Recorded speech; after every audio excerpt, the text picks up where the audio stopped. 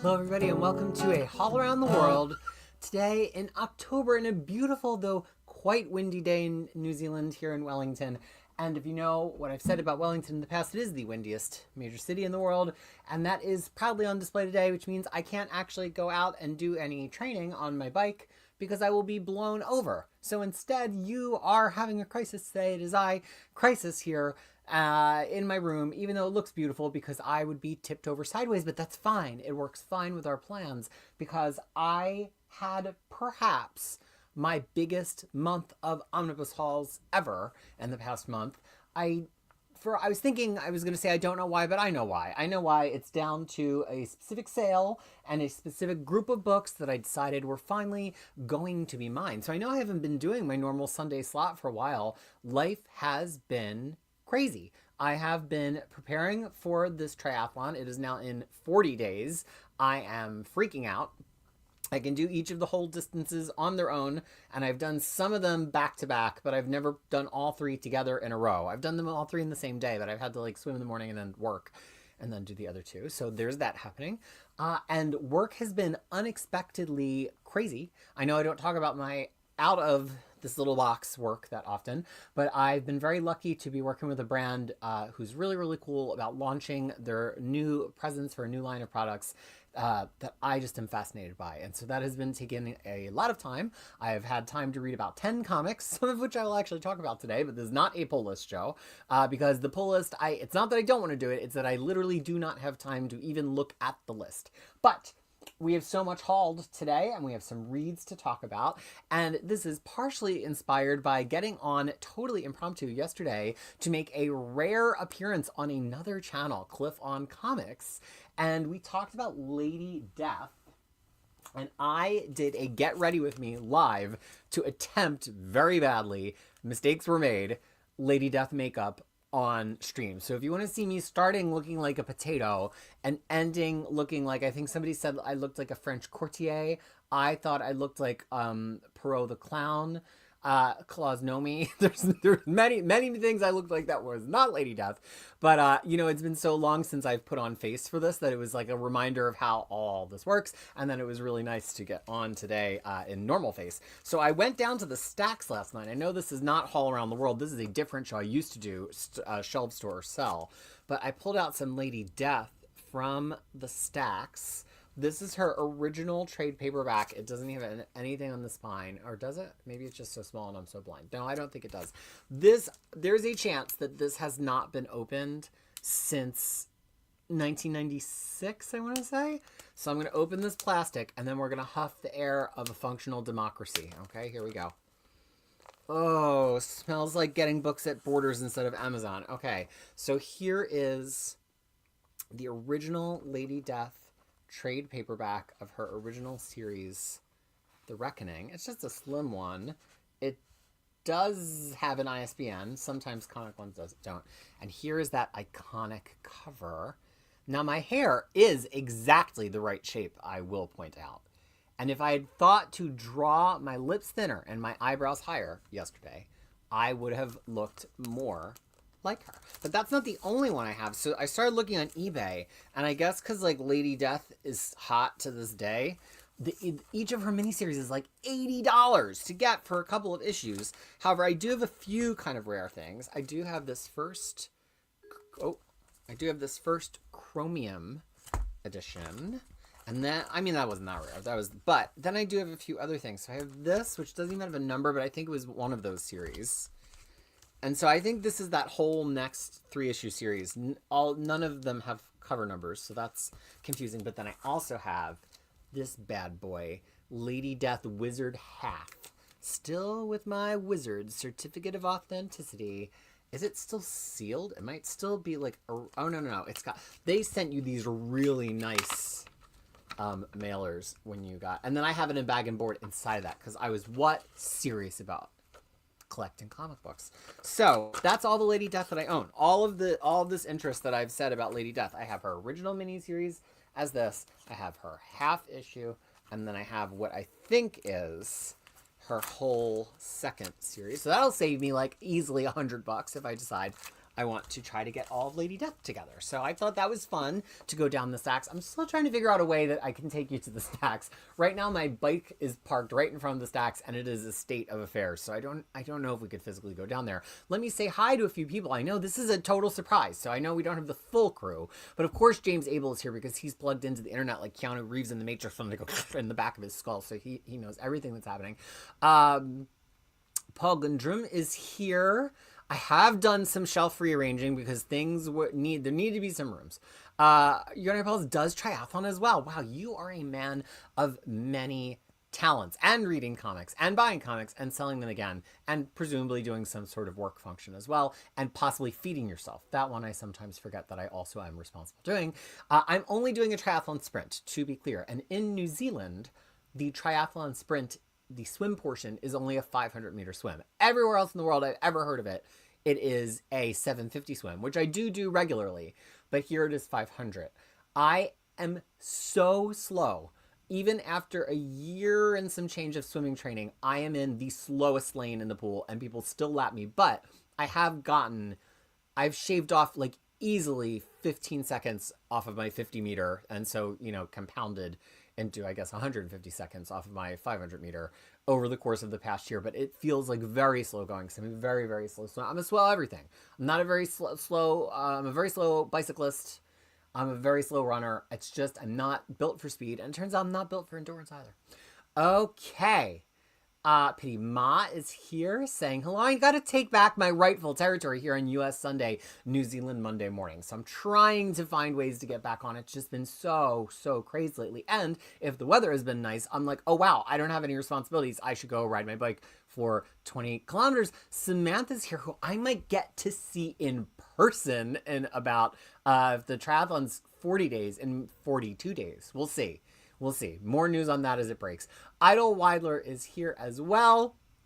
And LOCD Daria actually catching alive, as is Rami Darwish. Hello. So it's like some usual suspects, some unusual suspects. So before we get to the haul, because there's so much stuff, I wanted to just talk about three really that I read. So if you saw last month, I did that top 100 reads that I want to read, but then there were also a list at the beginning of things I just needed to finish. So I've been trying to say, look, if you have time to read comics for like 45 minutes a week, rather than fight a totally pointless and unwinnable battle against my pull list, why don't I start checking things off the list? So I finally finished all of the G.I. Joe Energon Universe books because I read Destro by Dan Waters and the art team from Birthright, Andre Bresson and Adriano Lucas. Unfortunately, it sucked. Dan Waters is very hit and miss with me. So I read that. Then I finally finished this. I forget if this was on the list to finally finish rather than runs I want to read. But I had only gotten to right before Ziggy Stardust came out when I read this for OmniDog's channel earlier this year. This is Bowie, Stardust, Ray Guns, and Moon Age Daydreams. It is by Michael Allred, who had the concept and drew the thing, of course colored by his partner Laura Allred, but then he had Steve Horton help him with the script and the research, although it sounds like they ping-pong back and forth. If you love David Bowie, you really need to buy this, or at least get it from the library. It's a very detailed autobiographical account of where he was on certain days, how he met certain people, up through the end of the Ziggy Stardust period, which really takes us all the way to the release of Diamond Dogs, because he was still kind of doing the Ziggy haircut when he got to Diamond Dogs. I will read this again and again. I will use this as a reference. I'm very tempted to do a Bowie-related stream in the new year. I know you all are not necessarily here for music all of the time, but I think I could probably do one and you wouldn't all hate me. Here's him kind of talking to his Ziggy Stardust persona as he invents him. And it was just really interesting to see how chameleonic he is and like where the inspiration for some of his fashion came from, how his band kind of got together, and then how he started meeting all of these famous people as they kept bringing him to America to basically just show him around and have him meet people, because he wasn't actually popular in America yet. So I absolutely love that. I mean, 5 out of 5, perfection. Could not recommend it any more highly. Cried about how great it was. If you're a David Bowie fan, please check it out. So then I read something on my actual list, which was number, I think, 3 or 4 on my list. Chromatic Fantasy, which you have heard me talk about many times. It is from Silver Sprocket. It is written and drawn by H.A., who is on the internet as H.A. Dirt Cup on things like Blue Sky. I'm a big, big fan of following him. He's very, very funny, and he just appeals to my inner psyche, the things that he comments about and is worried about. I have said again and again, this is so gorgeous. It looks like Disney animation on the page, but then sometimes it gets wild and freaks out kaleidoscopically. I'm trying to find a more kaleidoscope. Oh gosh, I feel like I'm going to sneeze, and that's going to ruin the makeup so early. Okay, we're going to hold on. We're going to hold on. I don't know. Oh, here's a good kaleidoscopic page. I mean, not that it's like a kaleidoscope, but just all of the detail all the way in on this castle and like all of the colors and the way that the camera sweeps across. So beautiful, beautiful, beautiful artwork.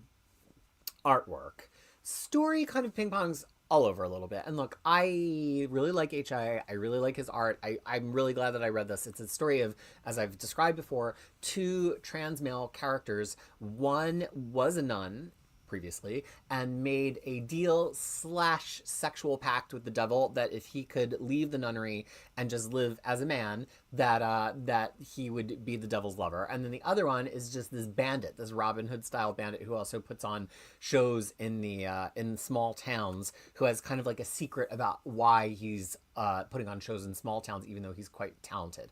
And so they go on adventures together. And the thing is, the art is beautiful, their relationship is great, but then every time they go to have like an adventure or do like a heist or something, it just stops making sense entirely. Here's a page that sort of got that. I mean, they're like fighting a giant snake. It's really, really hard to tell what's going on. The art is still really cool and beautiful, and if you are looking for stories that feature trans man characters in your life, you should check it out. And actually, that's one of the things that H.A. talks about in the introduction and online, that like nobody was making anything like this, so why not make it? I think for a first work, it's pretty impressive.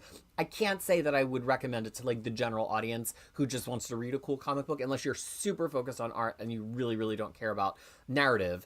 But if you're looking for a queer comic in specific and you're looking for that kind of representation, I think it was really cool. I'm still really happy to own it. I still would absolutely buy the next thing that H.A. puts out. I just don't know if it's like a broad recommendation. It's very, very specific recommendation. Let me say hi to a few people who have just rolled in. Of course, you had no idea that I was streaming. Plus, time zones have changed, so I think this is much earlier for a lot of you than it used to be, which it's the same time I always do it. So let's see. Super Job is here. Ooh, his Super Job Superman logo is bleeding now. I don't know if that's a good sign.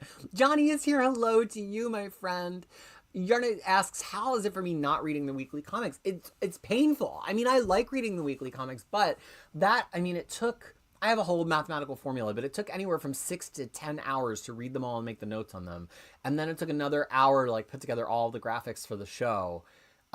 So we're talking about like a work day a week. So it is kind of like I gained a whole day back, which I needed to do all this training, because the training is like 2 or 3 hours of a time. So like I got basically traded in reading comics to do 3 trainings.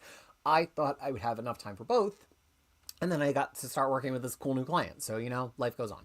I do have some inklings of how I can catch up on some of the stuff, but we're not going to talk about that right now. And also, Jewish Dragons is here, a regular viewer of Omni Dog's Vault, not quite as a regular site here. So very happy to see them. So I have so much stuff that I've purchased. I think we need to just start digging in. It is from multiple orders, from multiple vendors. I have some random other stuff, because sometimes I just buy random other stuff, and I'll show that to you too. It's really just about everything that came in the mail. So one of them is actually one of the other things that was on my books I want to read list, which is Moon Girl. This is really nice, and we are going to open it. So Moon Girl was an EC comic in the, I don't even know, honestly, in the 40s, I think. And it was like their generic version of Wonder Woman. And there's only 8 issues, but there were not a lot of female superhero characters, period. And then there were even fewer female superhero characters that had their own book. I mean, there were like, even Mary Marvel for Shazam, I feel like, didn't get her own book until Shazam's the 50s. So this is like a really rarefied thing. And I've never bought a book of one of these EC books before, and I've never seen the build quality, and I've never seen the interior of these 8 issues. So I'm really, really excited. This was on my top 100 books to read, and I might just read it this week. So here it is. Let's take off the dust jacket and see what hides underneath. Same cover underneath. Now, we all know when we get a new hardcover, although this looks like it's glued and not sewn, but that's fine. We wouldn't expect something like this to be glued. We kind of open it like this. First the covers, and then a few pages at a time. I'm going to do that here in relative safety in my lap. Safety both from dropping the book and also from getting lipstick all over it. So I will say, and I think I'm a fan of this, but it's at first blush, so I'm still deciding. The pages are not retouched. I mean, I'm sure they're retouched a little bit because they have fidelity, but they are still with the yellow of the paper. They're like a very original scan of a comic book, and they haven't kind of pumped up all of the colors and the whiteness for collected edition. Also, they have a pretty big border around them. It feels like there was enough room to get the art to be bigger, but it could have just been a scan quality issue. Now, I will say, I really do like the artwork. It doesn't remind me so much of early Wonder Woman. It looks almost more like Namor, so maybe more like Bill Everett. But it's a really nice build quality book. The cover, I can't express how nice the cover feels. It's like really thick. It's got some really cool illustrated cover boards. That's gorgeous. And honestly, I am just not upset at all that it's the original pages. I think that's a really nice way to present this, honestly. And if it makes it more affordable to get out and more possible to get it out, that's great. The other end paper is the same. There are no extras, really. There's just this one magnified part of a cover and one ad. But it's a pretty hefty book. So her 8 issues, I guess, were pretty lengthy issues. And there is a foreword to give, and so each issue had multiple stories, and some of them are not her stories, but they are still in here. So like issue number 1 had introducing Moon Girl and the Prince. The second story is Invaders from Venus. The third story is Prince, or maybe they are all her. Prince Mengu and Moon Girl versus Satanic Queen of the Underworld. That sounds cool. And then there's one called The Toothpick Trail. So let's see. So here they are. Oh, so it was almost like each story got its own mini cover inside. That is really cool. And this is the 40s. And let's see about the Toothpick Adventure. Is that also Moon Girl? Or is it some backup? Oh, it has some ads. It has house ads included. I really like this format. I guess this is kind of like what the Taschens are like for Spider-Man. Oh, the Toothpick Trail is a story. It's just like a short story. And I don't think Moon Girl's in it at all. I love this. I would buy more books like this, absolutely. I'm totally into this. This makes me maybe want to pick up more things from the EC line. I'm so happy to sit and read it. I'll probably also give it to Kid Crisis to read because she's really into Golden Age Wonder Woman. This is really cool. I'm so happy I bought this. I was on the fence. I was like, are you ever going to read it? It's $60 US cover price. So I probably got it for about $40 pre-sale. I was really interrogating myself over it. But honestly, I think it was the right choice, and I'm really excited. Let me just say hello to a few more people who have dropped in. Max Appelman, who somehow managed to watch almost that entire Lady Death stream on Cliff on Comics last night. I don't know how, and he is still awake and moving around the world. Right now, Lance of the Library is here. We know I don't really enjoy streaming unless Lance is here. Mr. Lamb, Space Monkey, is that a new visitor? Are you new to me saying hello to you? I don't recall sounding out your name before while half blind because I'm not wearing my glasses. Folks, I think we're going to have to get contacts. I think the blind doing the stream plus the blind doing the makeup, we might be nearing the end of my adventures in blindness.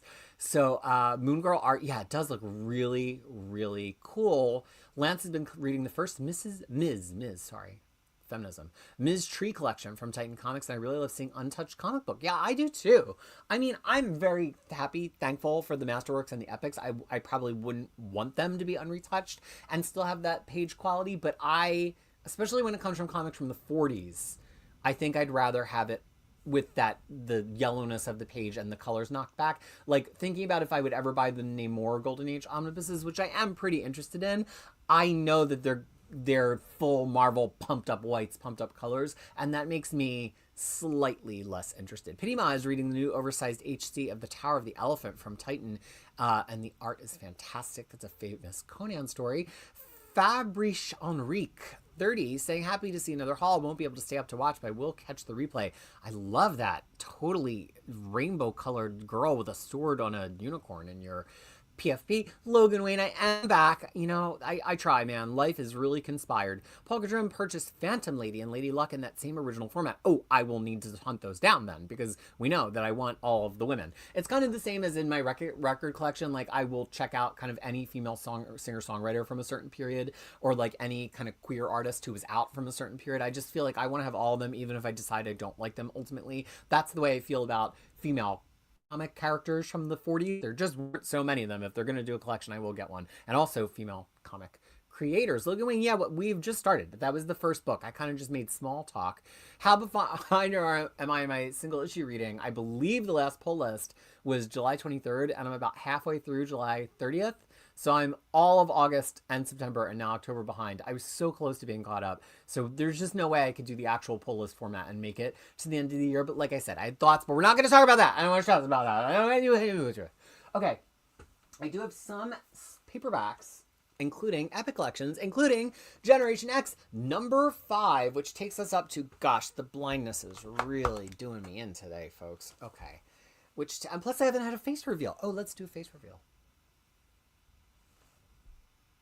Yeah, this is the actual look of my face after seeing myself. You have to understand, hold on, we'll get back to Generation X. For this Lady Death stream, which you should go and watch, subscribe to Cliff. He's a crazy person. He also does really fun content where he just brings in everybody from all over the community, much like Omar. Cliff is always looking for people in the community to link up, to have meet each other, to talk about topics they don't get to talk about on their own channel. So he had 2 Lady Death cosplayers who were outstanding. The one I got to hang out with the most was Lady Prime, who has her own channel. She was beautiful. Her Lady Death makeup was impeccable. And they were trying to teach Cliff how to be Lady Death. And I just opened up YouTube and saw this going on. And I FOMO'd so hard. I'm like, we are putting Cliff in drag live on stream in Lady Death drag. And let me tell you, Cliff, I love Cliff. Cliff does not understand how to contour a nose, okay? So when he started contouring his nose and he started by drawing a line down the middle, I was like, oh, no, I'm getting on the stream. When I tell you I had to rearrange my entire house, I had to take all of my makeup kit out of the bathroom. I had to take like a whole full-length mirror out of my bedroom so that I would have a mirror that I could actually see. This room, and then I had my whole like backup fishing lure tackle box full of makeup here because I didn't know what colors I would need. It was a catastrophe. And you know, I never, ever stream on Saturdays, but I just happened to see it. And I was like, you know what? I have a free hour. And so I appeared in potato quality on the stream and I couldn't wear my glasses the entire time because my whole face was white makeup and the glasses would have smudged it. So I did the whole thing effectively blind. Okay. So here is that Generation X epic. Back to top go, but I still need the glasses because I don't know what's in it. It is number 5.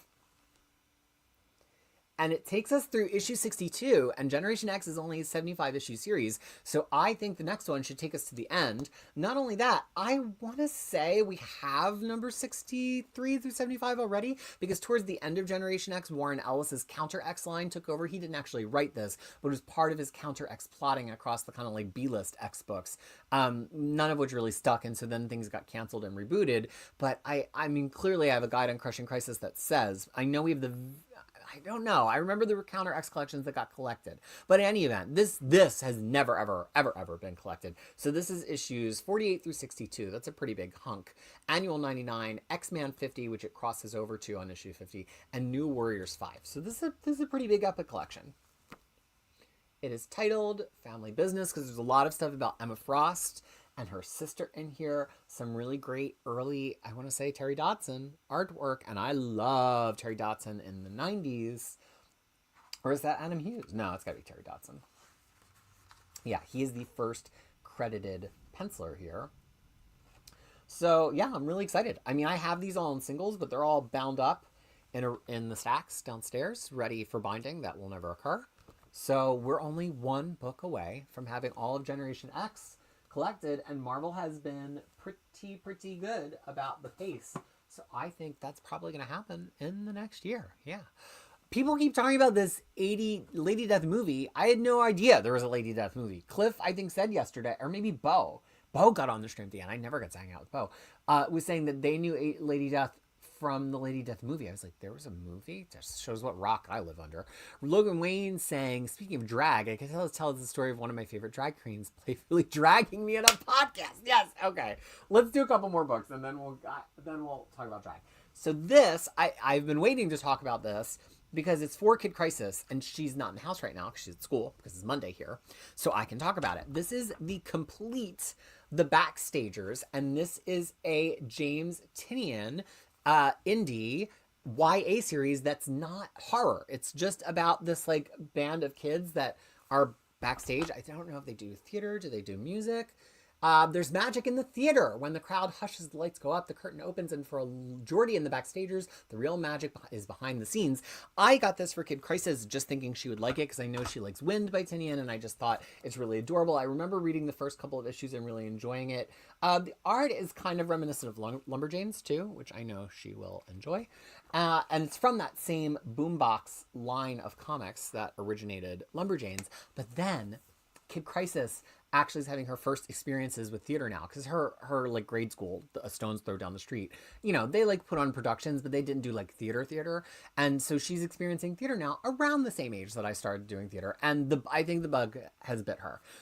And she really loves all the backstage stuff. The other day she was like saying, and then someone had to change their costume so quickly and come right back on the stage. And I was like, you mean a quick change? She's like, oh, there's a word for it. So I think this is gonna hit. I'm meant to hold it until holidays, but I might give it to her for like an end of school treat because I just am so excited to see her read it. And I'm excited to read the whole thing. I do believe this may have also been in my top 100 books to read. So are you starting to sense kind of a theme? As I was putting that show together, I wonder what my hair looks like from the back. As I was putting that show together, I was starting to think, ooh, I probably should have some of this stuff physically to aid and abet my reading of it. So I think that's a little bit of a theme here.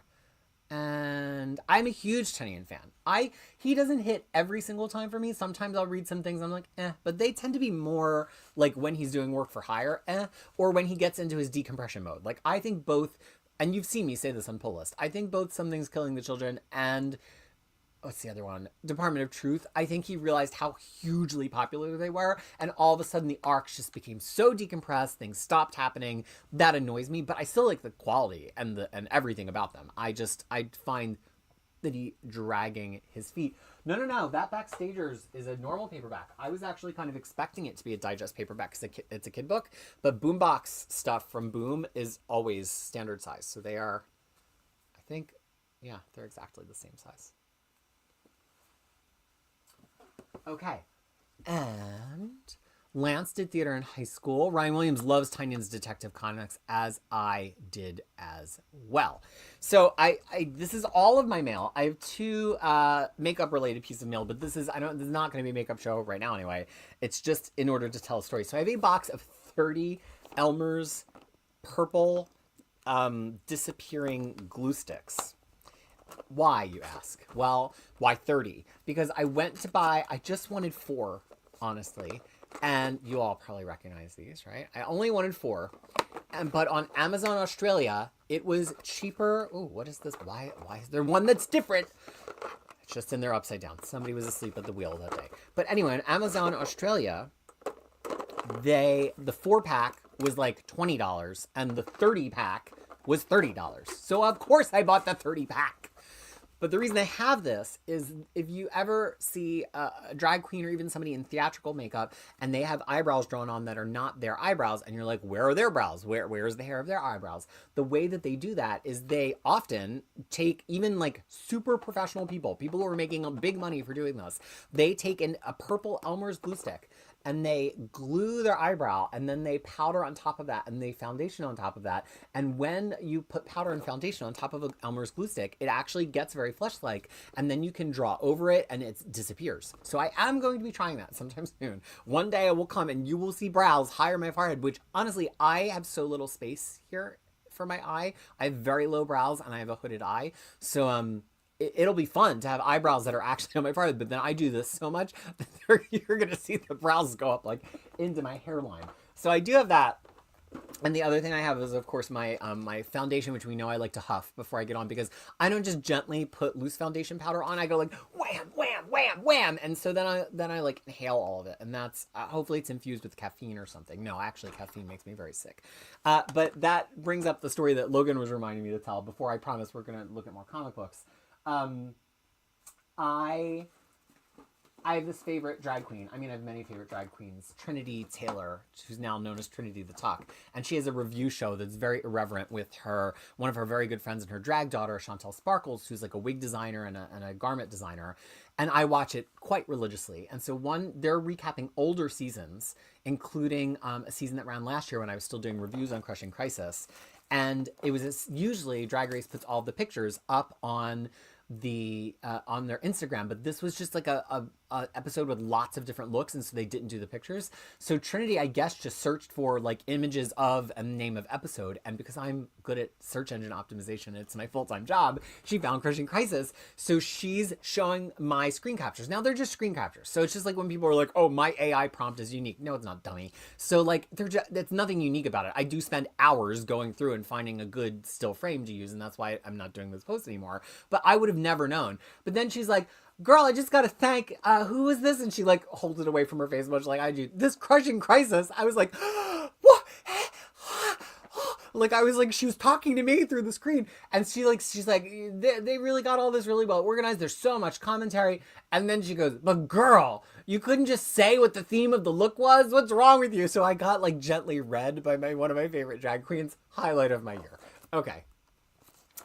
This is one of the many, many boxes of Marvel United, which you don't get to see her holding up my computer, but you've seen me take down from the shelf, I think, in the past. But this is like a little bumper box. You cannot play it by itself. So what they had been doing is they had been releasing extra sets of cards at conventions and things. Oh, I'm never going to get this back in the box once I open it.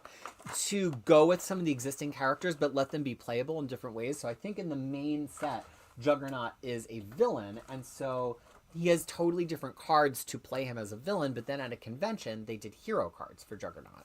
The same they did an X-Force version of Deadpool, and there are many, many Deadpools. There's a whole box of Deadpools. I think it's downstairs. They did a hero version of Mr. Sinister because it was during Krakoa, so as a promo, even though he's a villain in the main one. So, but these were only available at conventions. And so what they did is they put them all together into one box, and they gave new figures of all of them because some of them were like limited release figures. Oh gosh, hold on. I'm trying to open it up without hurting it. I know I opened this once this weekend. Oh, I'm sure these noises sound great too. Okay, there we go. Oh, maybe I didn't open it this weekend because it was still taped. So what we have here, we have Hulk, who's in the main set, but usually he's, what are the colors of the heroes? Blue, but he's gray here because he's gray Hulk. They have a blue Juggernaut because he's a hero. Again, you might have Juggernaut already, but not everybody would have the box that Juggernaut came in, and so they reissued his figure. They have Deadpool as gray, and then they have Mr. Sinister as a hero. I love the Mr. Sinister. Oh my gosh, I can't get him out of his little hole. So these are like chibi style, and I couldn't decide if I liked them at first. But I really have come to enjoy them. And there's a really cool a subreddit where people paint them, and the painting is unreal. They look like they've been snatched right out of a comic book. But then this does have two exclusive figures. This has a bad guy Scarlet Witch, and I think this is an exclusive sculpt. And it comes with her bad guy rules. And it has totally exclusive, never available anywhere else, Angela Harkness, and when they're purple, that means you can use them as heroes or villains. So that is pretty cool. I just love this game because it is super, super moddable and customizable. They've released hundreds of Marvel characters in this little chibi standee format. And so, where's the Harkness card? And I have all of it because I'm a sucker. But then I also, as I think I've mentioned in the past, have a spreadsheet where I have, every mutant who's ever appeared for more than a panel, I have figured out what their powers would be, how they would play, what their cards would be, what their special powers would be. And given an infinite amount of time, I would like publish them all and lay them out, the little cards. They would be downloadable. But I would at least like to release all the rules. I've actually play tested a lot of them at home when we play. We'll use the Professor X figure or the Iron Man figure as WizKid, because Kid Crisis loves WizKid. I mean, let's be frank, so do I. And I have rules homebrewed for WizKid, but I have rules homebrewed for everybody. I have rules homebrewed for soft serve. So I really, really love that game. It's so fun. It's fun because it's a cooperative game. You basically are playing those hero cards. I'm not going to open it again. Out on the timeline, and each hero card is either a heroic action, a fighting action, a move action, or a wild card action. And through them, you build the story. And so if you're just playing the game mechanically, it's you and whoever else are playing as the heroes are kind of saying, I do something heroic, I punch somebody, as you're fighting this kind of automated deck of the villain and all of their hench people. But if you're a big comic book fan, it almost turns into a story. It's like, oh, Falcon made it just in time to save some civilians from the burning building, but the enemy got away. So it's kind of like you're almost making a comic book story with it as you go, which we absolutely do while we play it in the house. Now, I'm not going to open this right now. All right, maybe I'm going to open it. You can tell me, and maybe I'll open it at the end if you want to. So they also have done a DC United. They got the license from DC, and it plays exactly the same as Marvel, so you could have an intercompany crossover. But CMON is really cash poor right now, in part because of tariff issues. So the actual Kickstarter, which I've supported, has not shipped yet. But they did get a retail box out, in part to fundraise, and the retail box is of Hush. So let me see who's in this retail box. So, and of course, some of these characters will be repeated because they're big characters. But this box includes a classic Batman, a Tim Drake Robin, Catwoman with goggles, and Huntress, which I'm pretty sure, I think Tim Drake Robin and Huntress are exclusive to this box. Then there's somebody who could be a good guy or a bad guy, Superman being controlled. That's pretty cool. And then we have 3 bad guys. Hush, who I do believe is exclusive to this box. A Jester version of Harley Quinn, because I think in the main set she's more her Suicide Squad version. And a version of Joker. And I don't know if they actually duplicated Joker elsewhere. So this is playable on its own. You don't need anything else. Each of the villains comes with their own dashboard. Each of the heroes comes with their own deck. So if you've been wanting to check it out, I will say that the original 2 boxes of the Marvel one, which was an Avengers box and a core X-Men box, they hadn't really figured out everything the system could do, so it was kind of bland. It's kind of like Magic the Gathering, which I've been playing a little bit in my free time lately online with my friend Felix. The 90s Magic the Gathering cards are so basic compared to how Magic the Gathering plays now. And like, I just have to get used to 1 mana cards that do so much. And I think Hush represents that same drift of this game. There's no paying for cards. You just have the 14 card deck that you have for each hero. But like, the cards just do more now. They have more special abilities. There's equipment cards and stuff. So I would actually say, if you want to just check out this game, this is probably the box to get. There's one other somewhat newer Marvel box. It's not up here right now. That's a Marvel Multiverse box. Oh, it is. It's right here. All right. I guess we're going to show that. I'm sure I've shown it in the past. But that has kind of those updated rules. No, the internet will die if I take it out from under there. But the kind of updated rules and approach, and so that's really fun. But I think if you just want to check it out, I would get this Hush box from retail. Because the other thing about the Marvel Multiverse box is it's all kind of like B versions of heroes, because it's multiverse, but then they're not actually multiverse heroes. So it's like Ironheart, Jane Foster as Thor, Captain Carter, Shuri is Black Panther, and then Emperor Doom, like White Doom, which we know as comic book readers are not alternate universe, but that's how they explained it to the wider audience who might not be familiar with that. Okay. Oh boy, a lot of people have dropped in. Super Drop saying, Tinny is like Tom King, and that I really like most of his limited series, but his ongoings tend to drag a bit. That's good. I agree with that. Yarn and Pulse saying, slip into glue. That kind of glue doesn't smell. It's not like rubber cement. It's not fun glue. James Abel saying, how hard it would be to get glue off your body. That's the thing. I need to look into what kind of solvent you need. I don't know if people use like dishwasher soap or dishwashing soap or whatever, but I don't think my normal makeup wipes would go through it. Cedric and Ellen was just watching Drag Race UK. I fell asleep watching it last night. I already know who got eliminated, but I haven't seen like the challenge and the runway yet. Daria saying new eyeshadow looks incoming. Well, I historically, when I've tried to do eyeshadow, it just gets lost because my real estate is so small and the hood of my eye is so low that if I do eyeshadow here, where many people whose faces look like this normally do eyeshadow, when I'm not flexing my eyebrows, which I shouldn't because it gives me wrinkles and I don't want to get Botox, all that real estate just disappears. Look at that. It's like a transformer.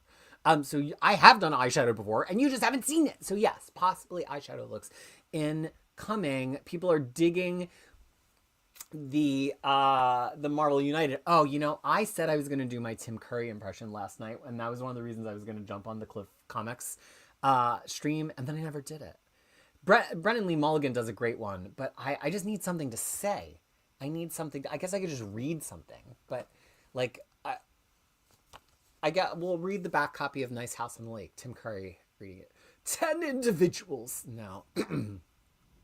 10 individuals have been invited to spend the weekend in an opulent lake house. I'm kind of doing him as Dr. Frank, of course. The artist, the pianist, this list goes on forever. Their mutual connection, their friend Walter, who gave them the nicknames. Something like that, anyway. But then, of course, it would be different if I was doing Tim Curry from Clue, doing I bottle, sir. It's much more pinned up. Okay. So, oh my God, Samantha is obsessed with the little characters in Marvel United. I wanted to get them and paint them like Warhammer. No interest in playing the game. You should go on the Reddit and see the people who paint them. I could never. I can't even paint it, the shiny part in the tip of my nose. The amount of detail, and then you remember that they're this big that people get on the figures are insane. Paul, if I don't have a spreadsheet, then that thing is not happening in my life. It's not officially happening in my life until there's a spreadsheet. Lance saying, did I ever watch any of the DC animated shows? In the 90s I did. Yeah, like I've seen Batman animated. I probably was not watching by the time Superman animated came out. Okay. Mr. Lamb, Space Monkey saying never played United, but I've played a lot of Marvel Champions of the card game.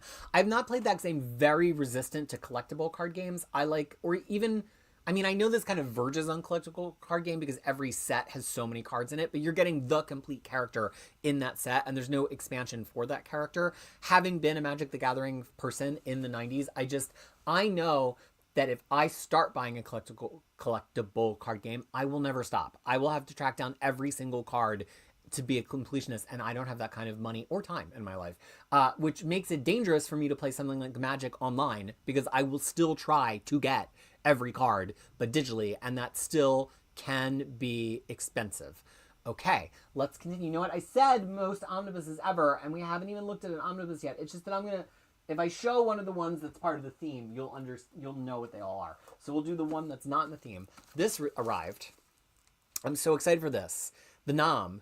It is, we need the other half of it, but this is the first half of the series. It's advertised as the Nom 1966 through 1969, and this is the A cover, of course, because the B cover incongruously had random superheroes on it. This is Marvel's very true-to-life, very well-researched book about the Vietnam War, and it is written largely by Doug Murray here with Chuck Dixon, and it illustrated a lot of it by Michael Golden, who is amazing. And it's not superheroes. It's a world where there are some superheroes somewhere, but this is very much just soldiers in the Vietnam War and how the war is affecting them. I think it's really unique in the comic industry in the 80s for Marvel and DC. There were not a lot of books that were war books in that period. That was much more of a 60s thing, and I've always wanted to read it. I did not get it in singles, so it's not in the stacks. I'm not going to unwrap this one right now because I don't know if I'm going to unwrap every omnibus. Although if that's something you want me to do in a future show, we could negotiate. But yeah, I'm really, really excited to have it. It's big. It's a really heavy one. It's got 45 regular issues and some materials from 2 issues of Savage Tales. So this is absolutely half of the series. The back half of it would also include 2 crossovers with the Punisher, which are actually not really crossover there while he was in Vietnam as a soldier. But this is big. This is a pretty big Marvel omnibus, and the cover price was $125.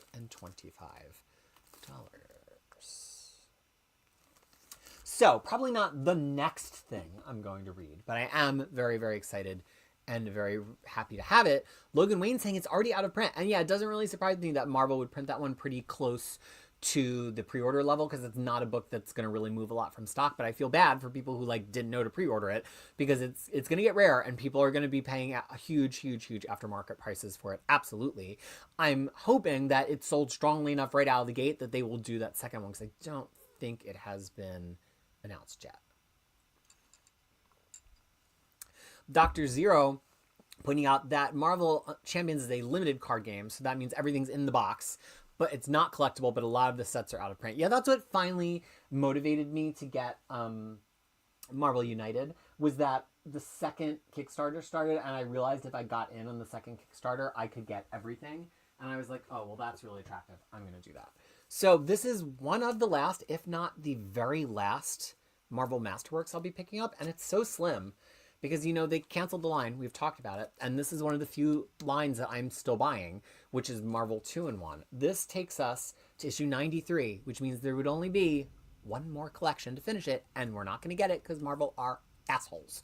And this is so slim. This is, I mean, just comparing it even to other Marvel 2-in-1s.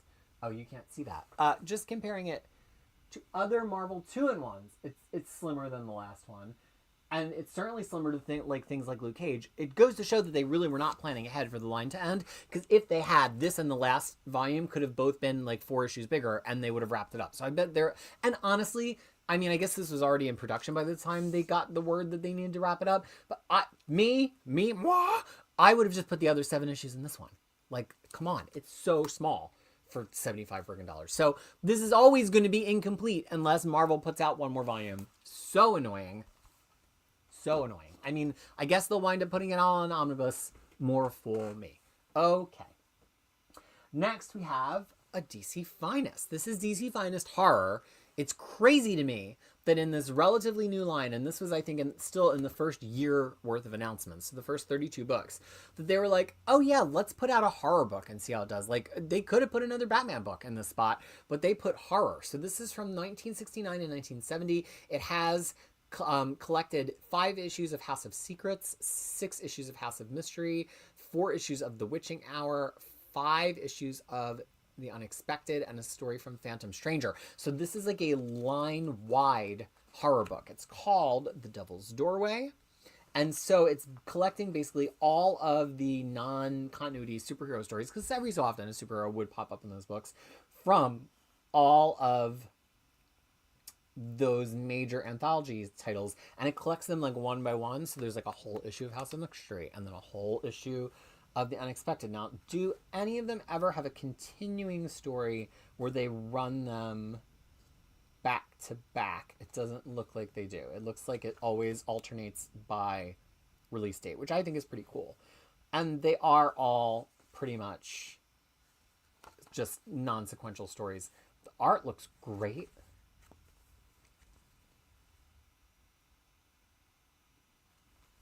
So I don't know if this is going to be like the next thing that I read. I mean, oh, you see some characters that Neil Gaiman would later co-opt for Sandman. A lot of the Sandman characters like Cain and Abel and Destiny of the Endless actually originated as hosts of these horror books and the stories within these horror stories. So I'm pretty excited about this one, but it's like not high on my list to read just because, you know, there's a lot to choose from. But I just have a little bend on the back. Oh, well. It still really bugs me that they don't do any kind of end paper. They don't even do an advertising page. I'm fine with the interior of the cover not being printed, but I just feel like this art is going to rub over time. But that's just what they decided to do, and I can't stop them now. So that is pretty cool to have, and I am all in on the DC Finest line. I just don't know when I'm going to get a chance to read that. Speaking of things I have already read, though, that now have entered the collection in physical format, we have The Rest of Kaya by Wes Craig. Now, if you remember, a couple months ago, I tracked down a #1. It was the only issue of the only copy of the #1 that was in all of New Zealand. I gave it to Kid Crisis to see if she would like it as much as I did. She did. So I decided to get the other ones, and I offered to let her just keep them in her library, in her room. And she said, no, you'll keep them nicer in yours. I know it looks like the spines change every time, but I think they alternate between red and white, and the first one was white lettering. I don't think I have it in here. That one maybe is still in her room. But I love this book. It's absolutely wonderful. You've heard me talk about it so much. It's in my top 60 of the year. It's one of my favorite comics of all time. This second collection is really, really great. I love it. This is actually one of my favorite pages from it right here. I think this might be one of the pages I showed when I counted down my top favorite books of the year. But it's about this former princess and prince whose it looks like the entire human settlement of the human race has been decimated by evil robots. And so now they are traveling across the land while they try to figure out if the prince actually has magical powers or not. So let's do a reveal of one of the other themes of Omnibus that I have. I'm sure you will be able to figure it out. So, I have every issue of Wonder Woman, physical, floppy, from issue, I think, 220, whenever the 12 Labors arc ends. 218, 220, because there was a trade of that. All the way to right before Flashpoint, 612 or 614, whatever that was. So when they started putting out omnibuses of bronze, well, not bronze, because there's no omnibus of bronze, but of Perez and of other stuff, I was like, I don't need those, because I've got all the floppies. And there's one thing about this mapping, which has issues number 1 through number 24 and annual 1, that pissed me off, which is that it does not have a story from a John Byrne Superman issue. I want to say it's issue 600 of maybe Adventures of Superman, or I forget which one, or it wouldn't be Action. Maybe it's Action. But in any event, that has them meeting for the first time, and it's a really critical issue, even though it's not by Perez. And so that really, really pissed me off. And I was like, you know what? It's not in the right reading order, and they left stuff up, so fuck you, DC. So the first time they released these 3 Wonder Woman books and the Omnibus of War of the Gods, I didn't buy them. That I regret, because I don't think they're going to reprint the War of the Gods omnibus. I don't see that happening for us. But they are reprinting these Wonder Woman books. There's only 3 to cover the entire George Perez run. And I'd been kind of staring at this one thinking like, oh, who knows if they're going to do number 2 and number 3. But then they announced number 2 for next year. And DC's got a pretty good track record right now for following through on their stuff, which I will talk about more in just a second. So I was like, you know what? Now is the time. And IST was having a sale on DC books. So I got it. And we all know that Kid Crisis has been loving reading that Golden Age Wonder Woman, and she's read this with me before. This was some of the first comics we actually read together, with some parts edited out. So I know she's trucking in this direction, and I thought, I don't want her reading all my floppies. They're dusty. They're in the stack. I mean, they're not dusty. They're in bags and boards, but it's in the stacks, and I have to take the box out, whatever. This is just something we can have on our bookshelf to read. So I'm excited to have this and to get the next 2 reprints of Volume 2 and Volume 3. The Volume 3 does have the War of the Gods storyline in it. It just doesn't have all the crossover issues, nor are they really required. But, so that's it. I finally taken the plunge, and I decided I am going to do all of Wonder Woman and Omnibus. I love her so much more than I love the X-Men. Why would I not? So let me catch up on some comments. Oh, sorry. Ollie's has all the new Masterworks. Yeah, apparently they weren't selling too strongly. Lance saying, speaking of an original comic book coloring, I kind of wanted the Taschen Spider-Man and Fantastic Four Archives book. Well, all those Taschen books are in the style of that Moon Girl book, where they are all of the original art and original coloring scanned right off the page with the kind of yellow quality of the page. Your Paul is saying the 2-in-1 epic van jump to the end of the material. Yeah, well, oh, you probably meant can jump. I think the 2-in-1 epics, do they even exist yet? I think we're thinking of Team Up. I don't think we have 2-in-1 epics yet. I could be wrong, but I don't see them. I did a big shelf reorg where some epic collections are double stacked, where there's like a series of epics like Avengers where there's like 20 something, or Spider-Man. And so now I can't see everything, but I didn't ever put like a unique series in the back. So if there's only like 1 book in that series, I never put it in the back, and I don't see Marvel Team Up, but I could be wrong. That's why I have comic book guides. Anyway, that doesn't forgive them not finishing it in Masterworks. Okay. Lance saying the DC Horror Finest is pretty fun. I've taken a pause from reading it, but I've read a good number of the earlier stories. Patrick saying, how are we doing? I'm doing well. I'm very happy to be here. It's great to be talking to all of you. I do miss you. Like, when I don't do this, I'm like, this is my way to interact with all of you and hang out. Dr. Zero saying, Marvel Masterworks Tomb of Dracula comes out next week. I have the first 4 volumes, but it feels pointless to get it now. I'll wait for the Omnis to be reprinted. Brian Williams thinks the MMWs will continue, and it's been on hiatus multiple times before. Yeah, but those hiatuses were in a much earlier version of the industry, and I don't know. I don't know if they're cost efficient. I do hope that Marvel finds a way to at least finish the ones that were only 1 or 2 books away from being completed. But maybe just keep them really, really close to the pre-order levels. Cedric and Ellen loves Wonder Woman by George Perez. It is one of my favorite runs of all time, so that also helped with me actually finally getting that. It is Action 600. Thank you, Al's in the Barn, and helloing to you. Helloing. I'm just making these up now. And Ryan Williams has been debating getting that Wonder Woman Omni. I think it's incredible. It's a lot like Byrne's Superman in that it's showing Wonder Woman being reintroduced into the modern world. So the thing you're not going to get is Wonder Woman doing a bunch of superhero stuff. It's like 24 issues of her emerging from Paradise Island and like finding her way into man's world for the first time. So it's not a big superhero story. It's not a bunch of her and a lot of other superheroes. It's very much just her, Ares, and her integrating into the real world. So as long as you know that going in, I've only read that first Omni is classic. I desperately need to read the rest. I think that is in my list of things to finish because I'm so deep, over 50% in. I didn't put it on the to be read pile. I was just like, finish the damn thing. And I think I'm up to issue 53 and it only goes up to issue 63. So I'm really close. Okay. The Superman Wonder Woman story is in the Wonder Woman by George Perez, volume 3. Actually, is it? Because I thought it was in this one. Yeah, there's a theme. So this just came out as Wonder Woman by John Byrne. This is not a run that I like. I dropped it when it was in single issues. But if I'm going to do Wonder Woman, I'm going to do it all. And once we have all 3 of those Perez books, and now we have this on the other side, that means the one in the middle is missing my #1 most wanted omnibus. What is it? Wonder Woman by William Esther Loebs and Mike Diodato with covers from Brian Boland. So this collects Wonder Woman 101 to 136, which is the complete John Byrne run, Wonder Woman Annuals 5 and 6, and stories from Action Comics 600, Alvin the Bard was right, Adventure Comics 80, page 9, #1, Adventures of Superman 440, and Sergio Aragonés Destroys DC #1, and also Wonder Woman Secret Files and Origins #1. This is followed, I believe, by the Luke Ross run. They'll have to market that by something other than author because nobody knows who the hell that is. So am I excited to read this? Absolutely not. Will I keep reading to this if I finally finish Perez and then read Mr. Loebs? Yes, but I actually am more excited to just get past this and read the Wonder Woman that starts right after this because I've never read that before. And I've read probably a third of this and I had it in singles and I was completely uninterested in the time. Got to drop Wonder Woman. Kind of hard to do, but they managed it. So did Tom King. Okay. Crush me, Crisis. I'm crushing you as hard as I possibly can crush you, Reaper. Ryan Williams saying, I got that Byrne and Yunez Wonder Woman Omni from the Target sale. Yeah, Target was going hard. I can't take advantage of that, so I can only get sales when they're IST sales. Lance saying, after reading the DC Finest Legend of Wonder Woman, I do miss Wonder Woman's mythos, including science fiction, like how Paradise Island had advanced technology like a memory library. I told you, I was not joking, that this Legend of Wonder Woman is one of the best Finest of the first set, because Wonder Woman in the Bronze Age was actually amazing, and nobody remembers because nobody's read it. So I'm very happy to know that people finally will know that I've not just been spouting bullshit all of this time.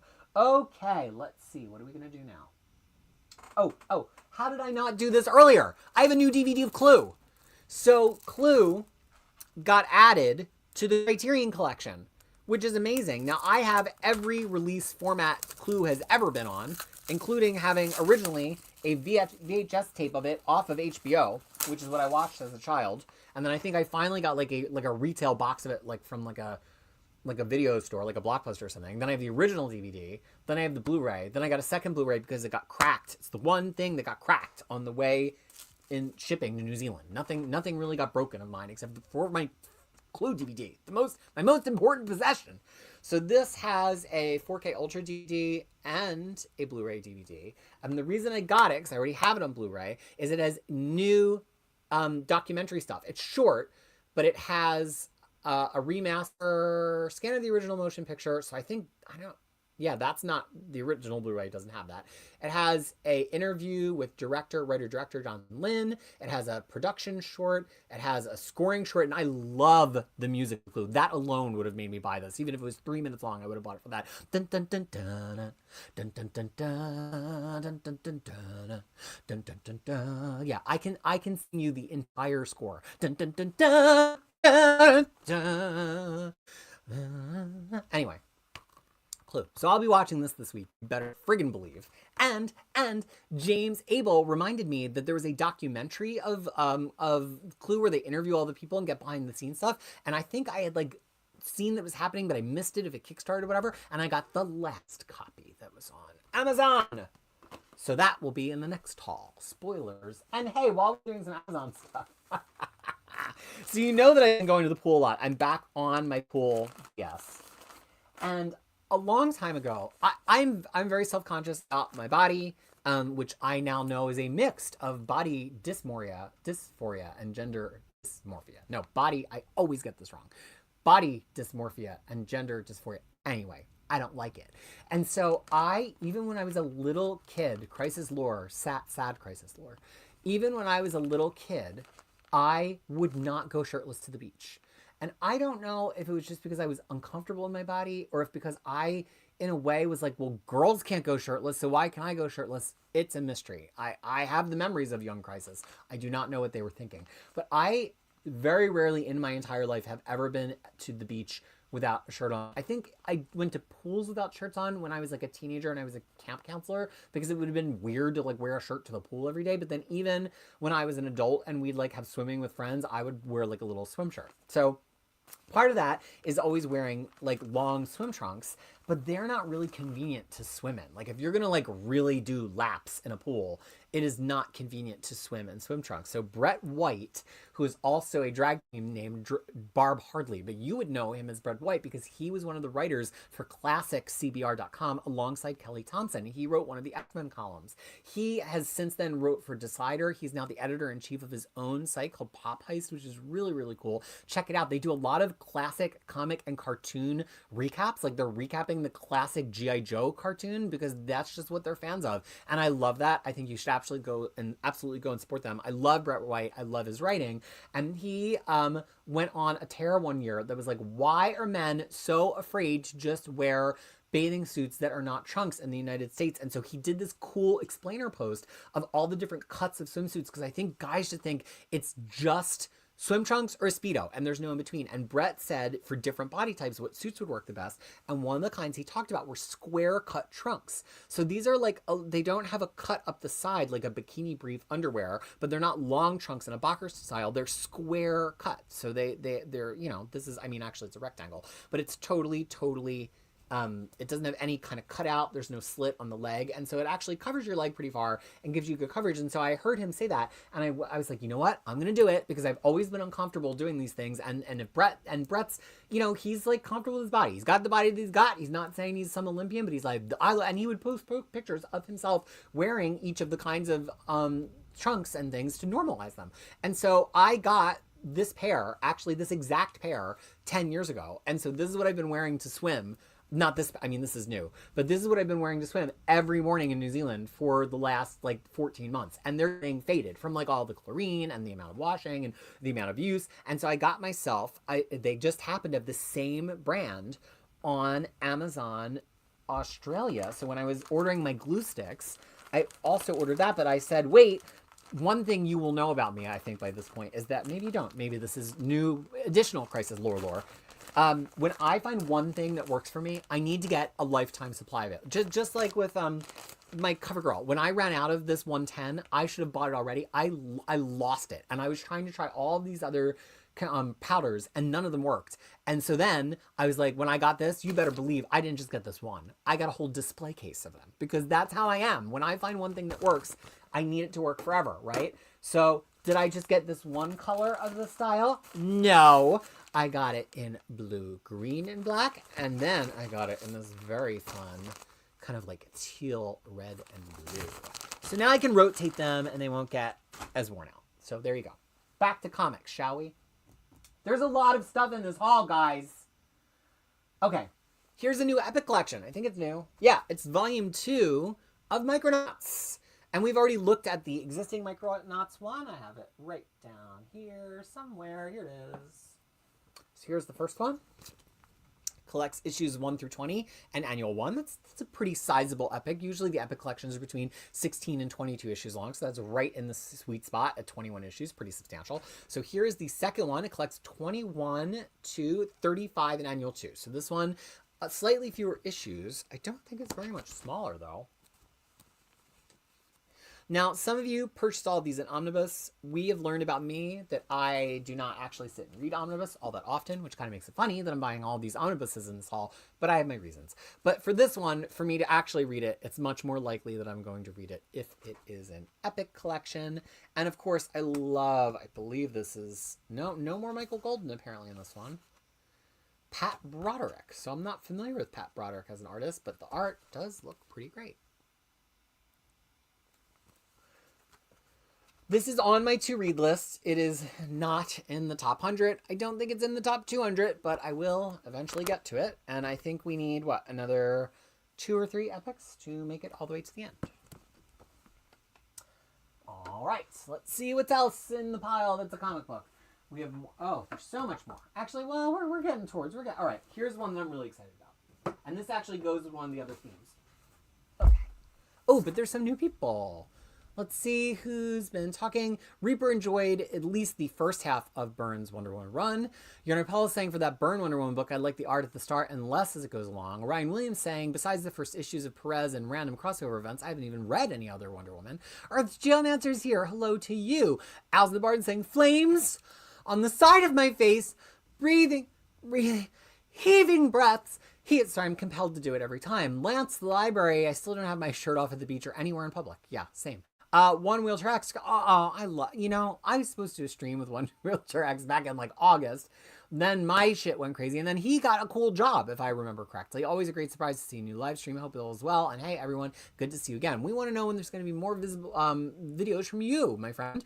James Abel saying that my swimsuit is in invincible colors. I promise you, a mistake. Cedric and Ellen saying I get me about the lifetime supply thing. Patrick saying it's hard to get DVDs and Blu-rays in the Netherlands. I really prefer them instead of streaming. Same, because not only because I like the permanence, but I like special features. I like director's commentary. I only really do it in the summer because the house is so cold and it takes so much electricity to heat the living room where the Blu-ray player is.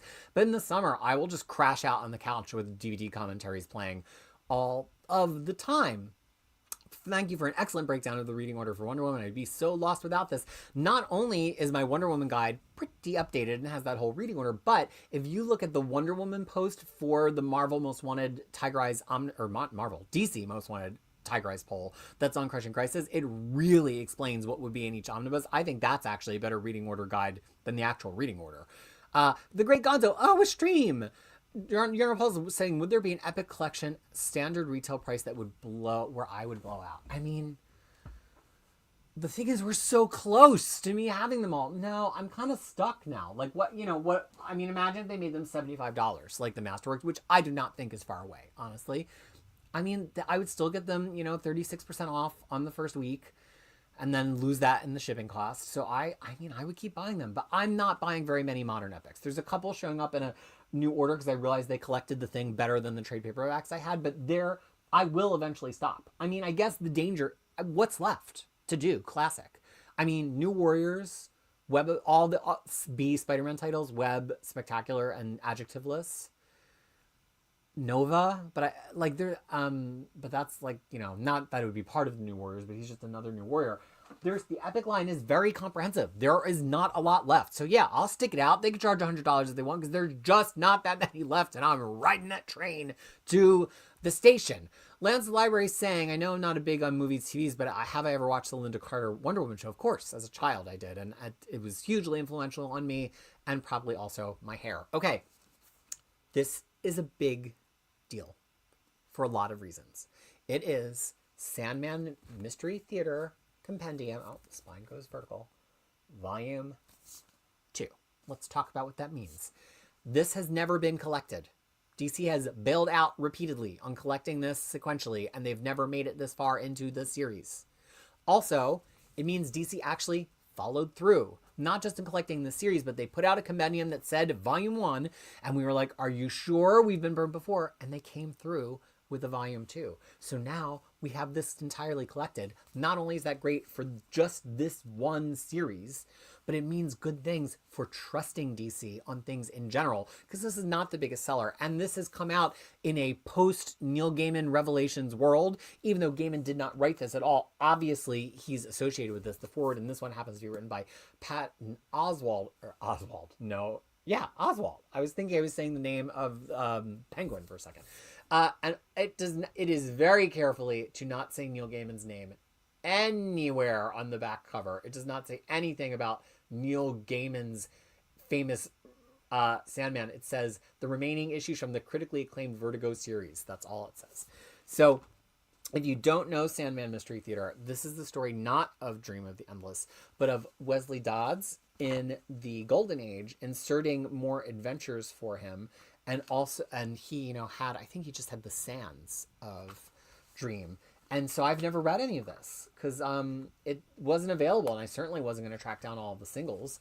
So I'm so excited to finally have them both. And they're probably going to move up my to-read list now that I have them both here in the house. Here's the first one right here. So this is, and Patton Oswalt actually did the forward for the first one too. This is a lot of comics, y'all. This is, and they have 2 different DC logos on them. Of course they fucking do. Oh my gosh.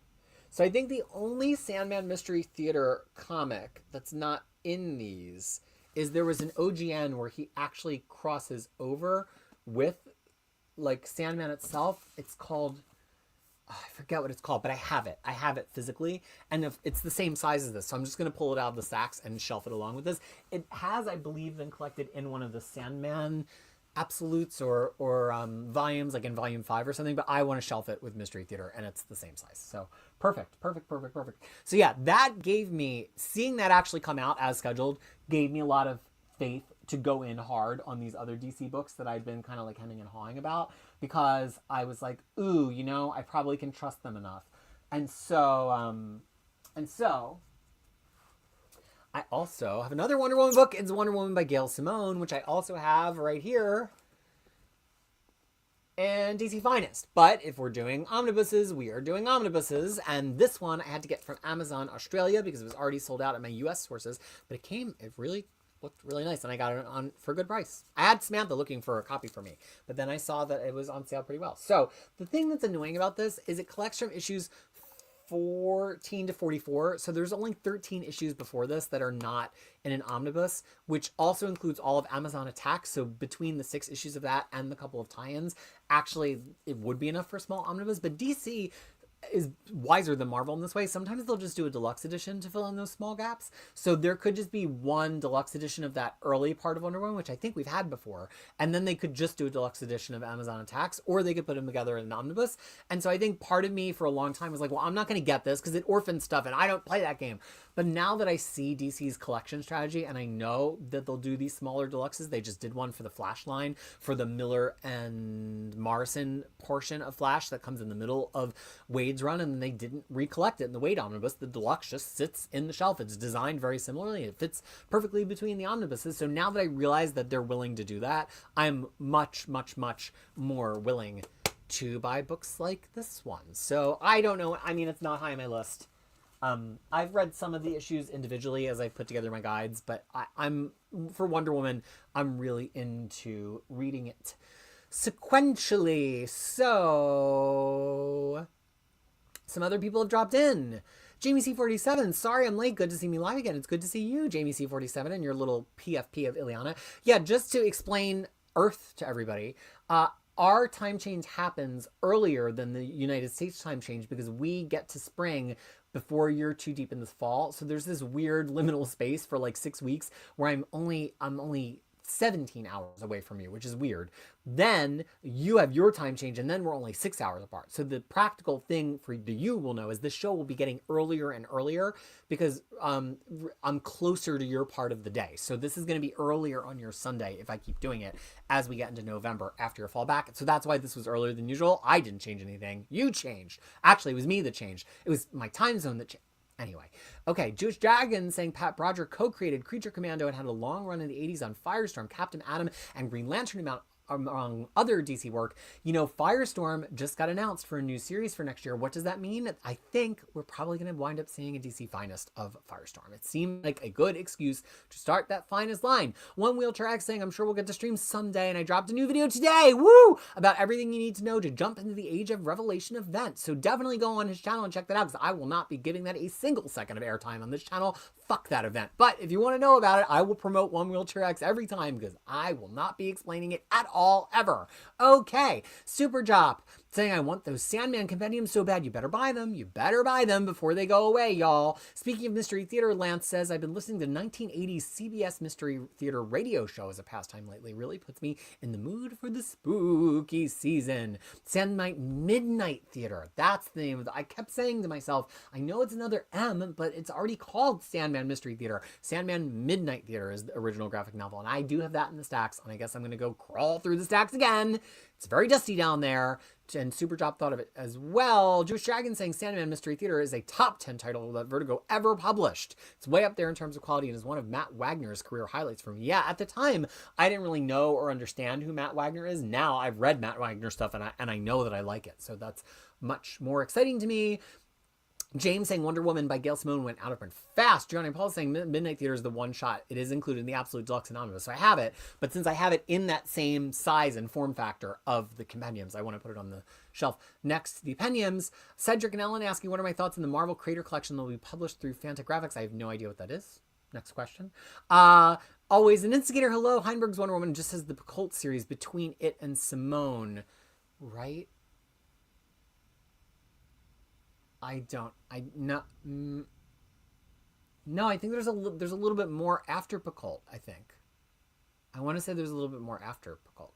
But that's why I have a guide, because I don't always know all of these things in my brain.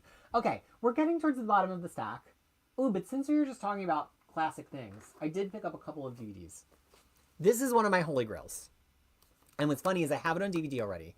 Well, so it's I Love Lucy. I love Lucy and she loves me. We're as happy as two can be. And cause I love Lucy, yes. I grew up watching this. It was on reruns, during the day if you were home.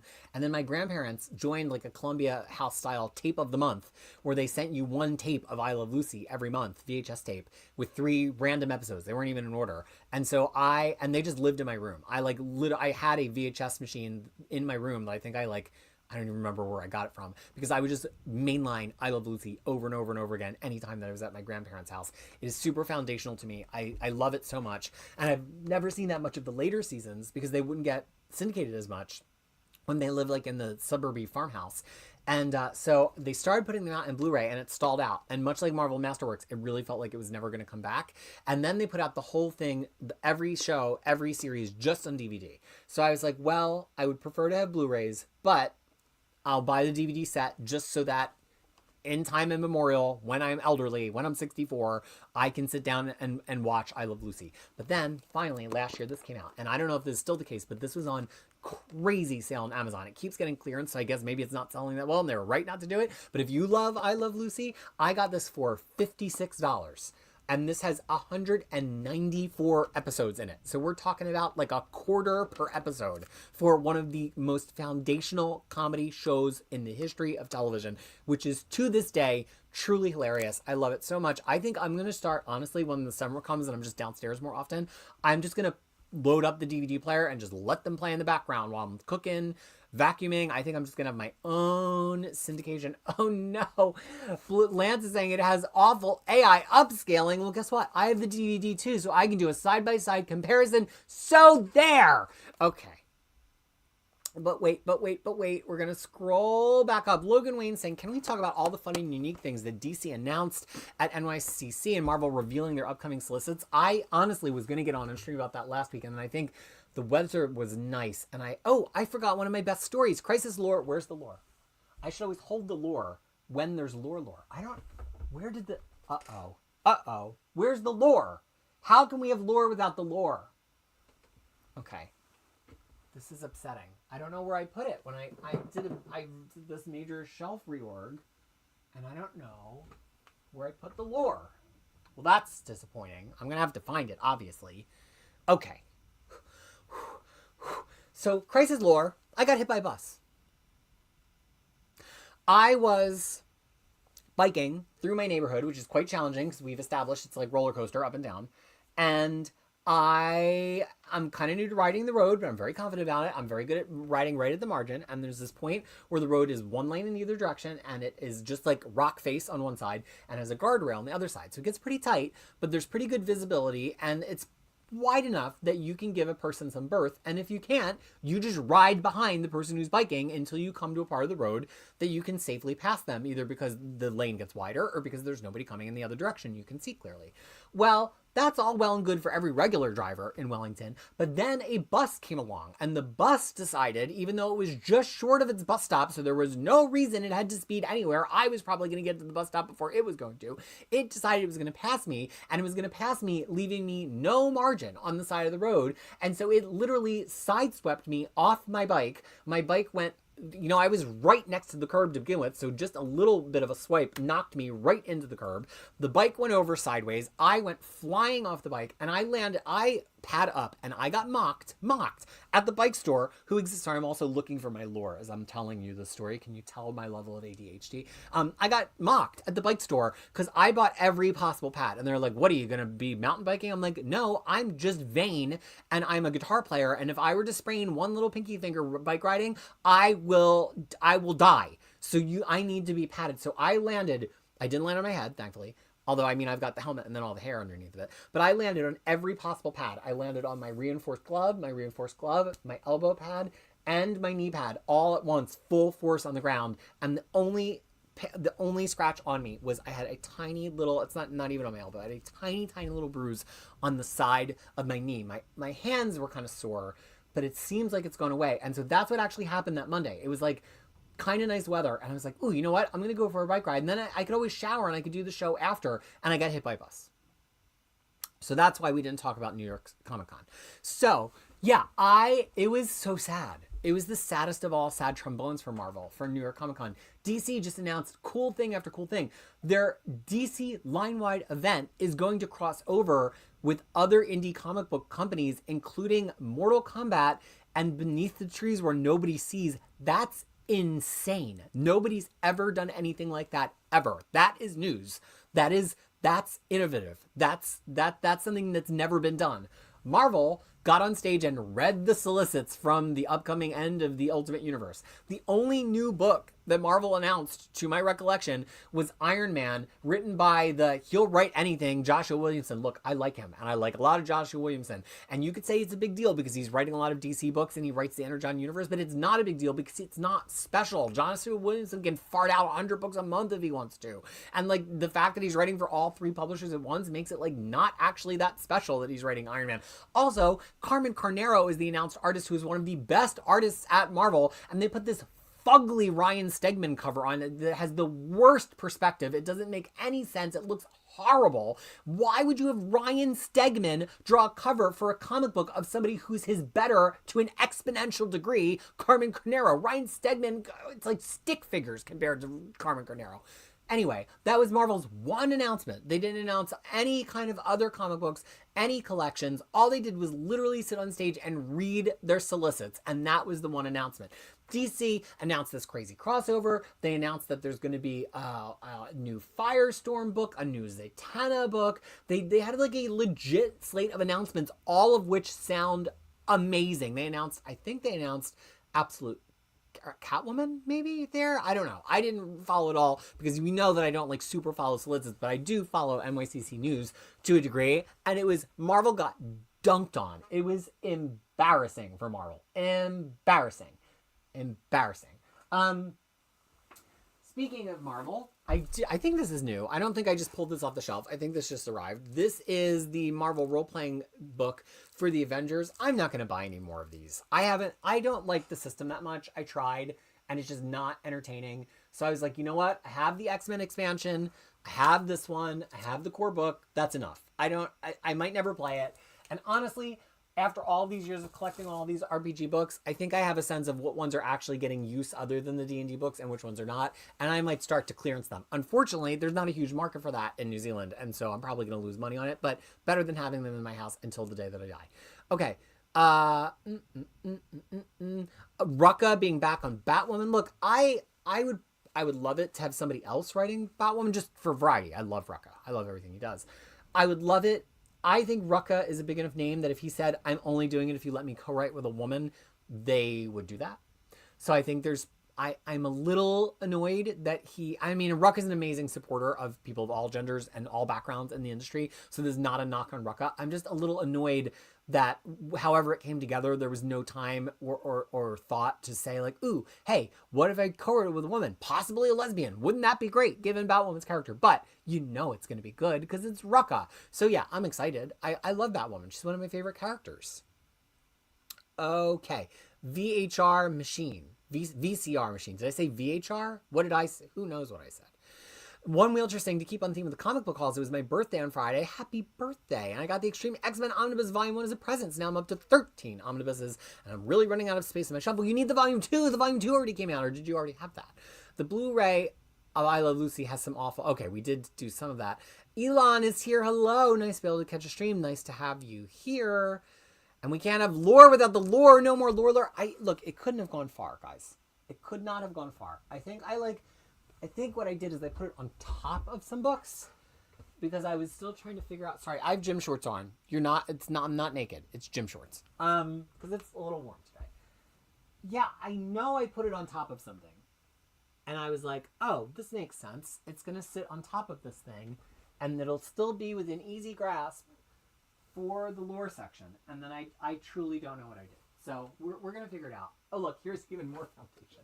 See, I told you I bought a lot of. Okay. Shall we move on?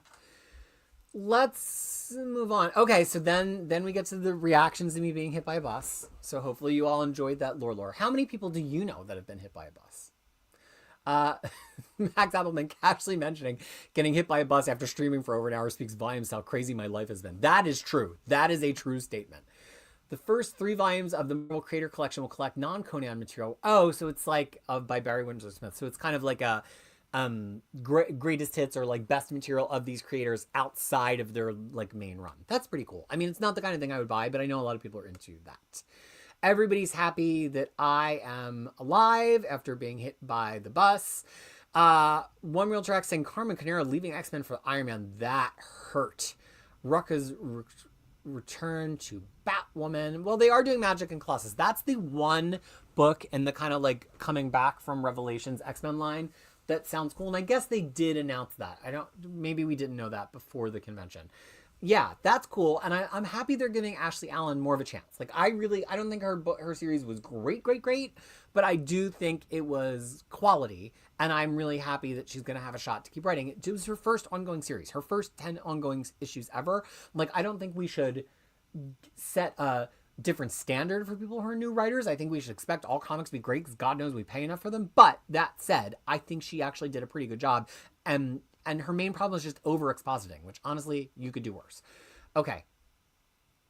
Somewhat excited by Scotty Young doing Lobo. Yeah, that seems like a really good fit. And I do love Lobo. One Wheel Tracks is disappointed they canceled Psylocke to have a Psylocke miniseries since Betsy was in Quantum's body, written by Tim Seeley, that's Psylocke Ninja. I mean, I like Tim Seeley doing just about everything. But yeah, I think we could have done better there. Okay, what are we doing? Okay. So now I will complete the other theme, which maybe you have intuited based on my comics strength. There is going to be more Wonder Woman though, because I don't have the Rucka on the shelf yet, and I don't have the Jimenez on the shelf yet. Those are the only 2 I'm missing. I'm not collecting past Flashpoint. That is my hard stop for DC. I do not have newer than Flashpoint material from DC, other than what I bought from New 52 at the time. I will not get the Chang and Azarella Wonder Woman Omnibus. There is no way that I would ever read that again.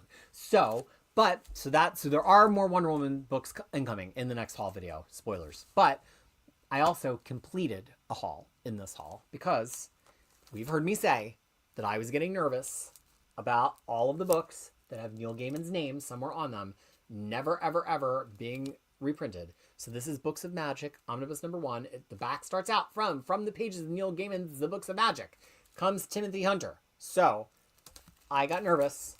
And IST had them, and I already missed a good sale, so the price went up. These are big. This is bigger than the Nom. It's really big.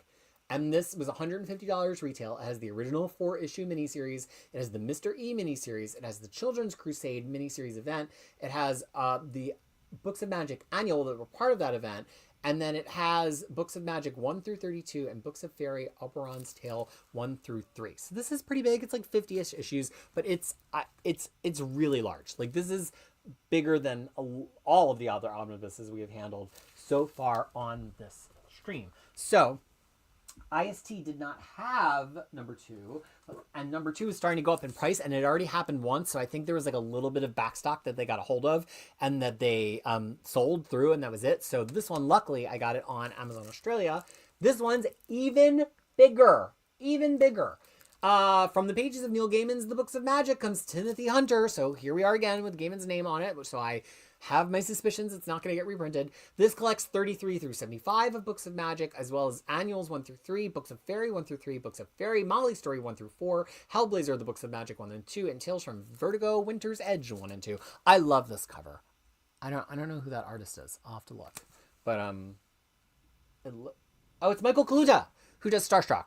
Yeah, I'm obsessed. Every time I see a picture of this cover somewhere online, I like stop and just gawk. And, gosh, they are gigantic. And then volume 3, which is maybe a hair smaller than that one, which I do not like this cover. It makes me uncomfortable because of like all the overprinting on it. It looks like a staticky image, which I know is the point, but it gives me like the heebie-jeebies.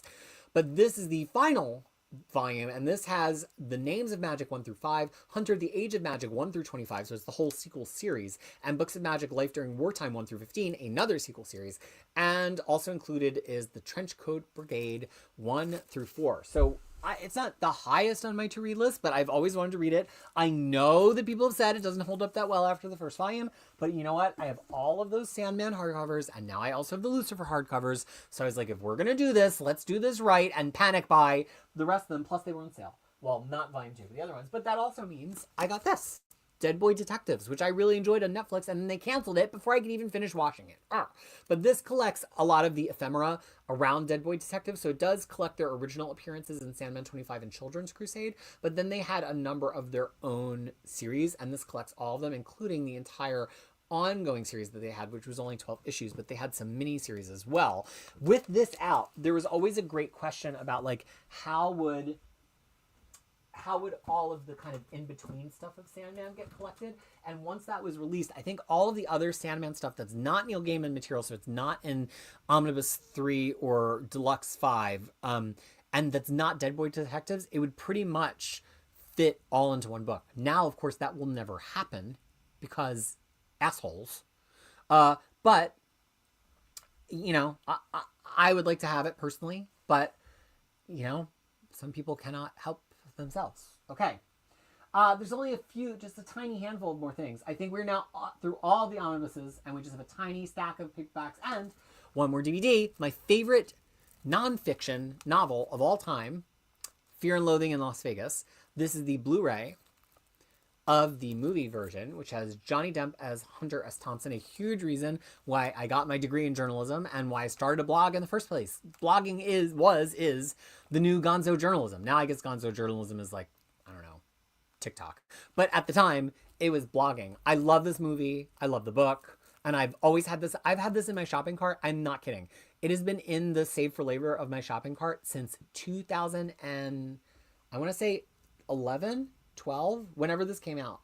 Yeah, 2011. I've had this in my shopping cart since 2011. And I was like, you know what? I'm going to treat myself. Honestly, when work is crazier, I tend to want to buy more things, which is funny because I have less time to consume all the things, but I have money. And I also am like dreaming about what I'm going to be doing with my free time, as if I don't have this whole room to spend my free time on already. Now I have this as well. So there you go. Always love a Criterion collection. Okay, last 3 things. This is Daredevil Epic Collection Volume 8 to Dare the Devil. And this is significant because we are finally dipping into the Frank Miller Daredevil material in Epic Collection. Now, this is about half, right? Through 176, and he writes through 192, so like a third. So there's going to be more Epic Collections to plug that gap. And of course, we have the Epic Collections that immediately follow that gap already, because that's actually, I think, what they started the Daredevil line with. Because they knew that would be attractive to people. I have Daredevil in the back row, so we're not going to build it out. So I have this already in Marvel Masterworks, but I am ready to liquidate my Daredevil Marvel Masterworks now that we're here, and I actually have this in... I have this also in the original Miller trades, which of course skipped those 1 or 2 issues, but I think I am going to be very, very soon liquidated the Daredevil Masterworks. I've enjoyed having them. I have read some of them before, but now that we have it all covered in Epic Collection, I do not have reasons to still keep them. So I'm very happy to have that. And now we'll end on 2 DC Finest. And I think that's all that's around. Oh, no. I have one other thing. Okay. So in this whole fitness journey that I'm on, one of my very good friends, Matt, who I adore, one of my really good friends, funny, didn't really used to like each other when we were younger. Now, very close friends. He said to me, see, I was going to make a Harry Potter reference, but I can't because transphobes. See, some people just can't help themselves. He said, you know, Christ says, you're an athlete now. Like, I know you're just thinking that you're the same schlubby person that's been doing all these things to begin with, but you Like if you're going to work out 2 or 3 hours a day, you need to change your protein intake. You have to change all sorts of things if you want to appreciate the benefits of that, and also not be so wiped out. I get like really brain fogged if I do like a hard workout, and it's been like chasing the brain fog with all different solutions. At first it just was hydration, then I fixed that. Then I would get like a weird throbby headache, and it turned out that I wasn't getting enough salt. So I was starting to drink like a pinch of salt and water. Then I was having other things, and it was electrolytes. And so like I've kind of been chasing this around and around. It's been getting better and better. It used to be that I would be like dead to the world after hard exercise, like a hard weightlifting session. Now I'm okay, but I still can't like write anything substantial because I'm just like, and so he's like, these things are going to help you. So I started doing protein. We've talked about my protein powder already, but I was like, I need something to snack on. You can't really snack on protein powder. And I love snacking on peanut butter, but not only is peanut butter, have a lot of like oil in it, but that makes it so hard to clean up. And I hate everything in the kitchen smelling like peanut butter, or you put it in the dishwasher and then it's in the dishwasher and then the dishwasher runs and everything comes out smelling peanut buttery. Like I hate cleaning up peanut butter. I hate cleaning out the jars of peanut butter. I just don't like it. So one of my other friends introduced me to the idea of powdered peanut butter, and this is the one that has my scoop inside. But this is the only one that I could find in New Zealand, and I had to jump through some hoops to get it. It is so good. Now, to be fair, it has salt and sugar added, which I normally would not eat in peanut butter, but I tried one of the New Zealand brands of peanut butter. It tasted like crushed up aspirin. I think because it was no salt or no sugar, but also I think they over roast their peanuts. I was so excited. I got it. I mixed it up with some water. I had it taste. I was like, sorry, some people are triggered by that. I was triggered by the peanut butter. So then I got this. I'm obsessed with this. And whenever I'm hungry, I just have some peanut butter, and it's lovely. So anyway, that also came in the mail. Okay, now we're to the final books. This is the first time I've ever owned a physical collection of the Spectre. That is pretty cool. This is basically the beginning of Silver Age Spectre. It starts in 1966. It is 66, 67, 68, 69. Then it jumps to 74, 75. And then it jumps again to 1983. I've mapped pretty well all of the Spectre material. If you go, I don't have a Spectre guide yet, but if you go to the DC mapping post for the Tiger Eyes poll, you can see how this would all fit into Omnibus, and you would see what comes directly after this. I'm really excited by this. I've always been really fascinated by the Spectre, and I'm really excited to see him exist in this kind of like psychedelic late 60s era, because I'm excited to see if it gets psychedelic and if they do kind of like challenging things in the art, or if it's played very seriously. That one page I opened to was really the only kind of psychedelic looking page that I've seen so far, but also a lot of really cool, he's just so iconic, and so the colors look so great. I think this has been out on this. This is why I have guides. I would be able to check the guide and find out. But I'm actually very, very excited to have it. And we come to our final book. And this is, I don't totally agree with that, Paul, because good roasted peanuts, peanut butter, that is no sugar added, no salt added, none removed, because peanuts have natural sodium and natural sugars in them. It's great. There was a brand locally by this sanitarium, which I could go on about them, that was no sugar, no salt added, and I could eat it. I would eat it right out of the jar. It was delicious. It just tasted like peanuts. But they stopped distributing it in New Zealand because it was not enough, it didn't make enough profit, which happens with a lot of food items in New Zealand. There'll be like a critical food item that you have bought for all this time, and the company's like, sorry, it just doesn't make us any money to sell that in New Zealand, and it just goes away. Now, there's plenty of other peanut butter in New Zealand, and there is some no salt, no sugar peanut butter in New Zealand, but they come in these little tiny petite jars, and that used to come in like big hunker jars, and I eat a lot of peanut butter. So I've been peanut butter deprived for this whole year, and so then I got the terrible New Zealand peanut butter powder, which I hated. Then I tracked down that stuff, which is amazing and so easy to clean up, and I can control exactly how much and weigh it out. Love it. Right. You ever try weighing peanut butter? I mean, the way to do it actually is to weigh the jar, and as you take the peanut butter out of it, you just watch the weight of the jar decrease. That's the way to weigh peanut butter, because you don't want to be like getting it off the spoon every time. Okay, this is the last thing in the haul. It is Batman Red Skies, which is exciting because this is the book that goes directly before the Year 1 and Year 2 book, which has all of his stuff that happens exactly before Crisis. So this is Batman in 1985 and 1986. It collects Batman 388 through 400 in Annual 10, and Detective Comics 554 through 567, and Secret Origin 6. It is pretty big. We knew this. I mean, we know the page count going in. But it's 652 pages. We've only had a few DC Finest that are close to 700, so this is one of the bigger ones. And it's really exciting because this has a lot of art by Gene Colan. And I, as we know, am obsessed with Gene Colan. So I am really excited by that. What's really interesting is they only talk about the cover artists in the tables of contents. I don't know if I've noticed that in the finest before. I guess because each one of them has, generally they will list the issue artists and writers inside and not necessarily the cover artist. And this is all Doug Munch Batman. And it looks beautiful. This interior art is by Tom Mandrake. I don't know anything about this. I've never read this. We know I'm not generally a Batman person. And the Batman that I've started reading has been Batman directly following this. My read of Batman has begun literally where this book stops. Not because that's where DC Finest started, but because that's where I decided I wanted to start reading Batman, post-Crisis Batman. So maybe Gene Colan was just the covers, actually. But I'll take Gene Colan covers. And I'm just excited to read this because it was like the beginning of Batman starting to go like a little bit darker, but I don't know, he does do some of the interiors. But we were not like fully post-Crisis. This still is the cape era of Catwoman, where she's in that purple suit with that green cape. So I'm really excited. This is not super... See, I thought that looked like Gene Colan. This is not super, super high on my list to read because I'm in the middle of my post-Crisis Batman read, but I'm excited to have it so then I can start backtracking. It's just not probably in my top 200 because I'm so invested in getting all the way to Nightfall. But I'm really, really happy to have it. And I really hope what they keep doing is keep doing like one more forward towards Nightfall and one more backwards into that Doug Munch run. And then eventually that we'll get that in Omnibus. Okay. I think, I'm just looking around the room. I think that's everything that has come in the mail over the course of the past month. If you remember my last haul around the world, I showed you my election guide. So that was so fun to do. I got to sit down and we had our elections in Wellington. It went pretty well locally and at the mayor level. The one real meathead, they call them cookers here because their brains are cooked. He did get in on the council, but he lost as the mayor. Weirdly, you can run for council and mayor here. So I think that's all in terms of mail. So let me get to the remaining comments from you all. And then we can wrap up this very tidy, brief, less than 2-hour stream. Novarg said, I've been hit by a car a few months ago. Oh my goodness. When I was biking home from work in the middle of the night, people aren't paying attention these days. Also, hi, good evening. What's up, nerds?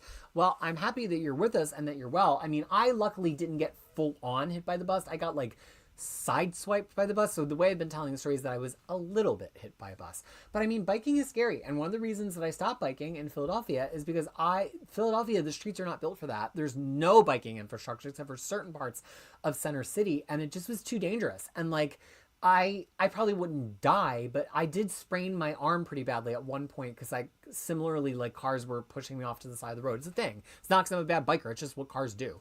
And I was like, and that was while I was in all of my bands. And I was like, I cannot risk missing band time for biking. So I stopped biking. I'm like, I walk perfectly fast. I will just walk. Now there's more of a fitness thing attached to it. And also New Zealand's bike infrastructure is okay. It's actually one of the big debatable topics in Wellington is like how much money and time and space should be devoted to bike infrastructure. And I'm not always in favor of it. There is one street where they took out a bunch of parking near the Botanic Gardens to put in a bike lane. And even though I want bikers to be safe, and I am now a biker, I'm against that one because it took out dozens of parking spots for people who want to go to the Botanical Gardens, and it makes it harder to go there for events. So I do think you have to, and I know the whole thing, like there's an individual person on bikes, you can't always design your city around cars, but especially for a city like Wellington where it has a lot of outlying suburbs, like where I live, we're all taxpayers to the center city, and we have to be able to access the center city too. So I want bikers to be safe, and I want there to be biking infrastructure, but I think anytime a city that is part of a larger borough of a suburb network where everybody's paying the taxes, anytime they get into the whole like cars aren't people, people are people, so we're going to make it hard for cars to get into the city. It's like, okay, bro, well then maybe you should lower my taxes for living in the suburbs because I can't fucking get to the city anymore. So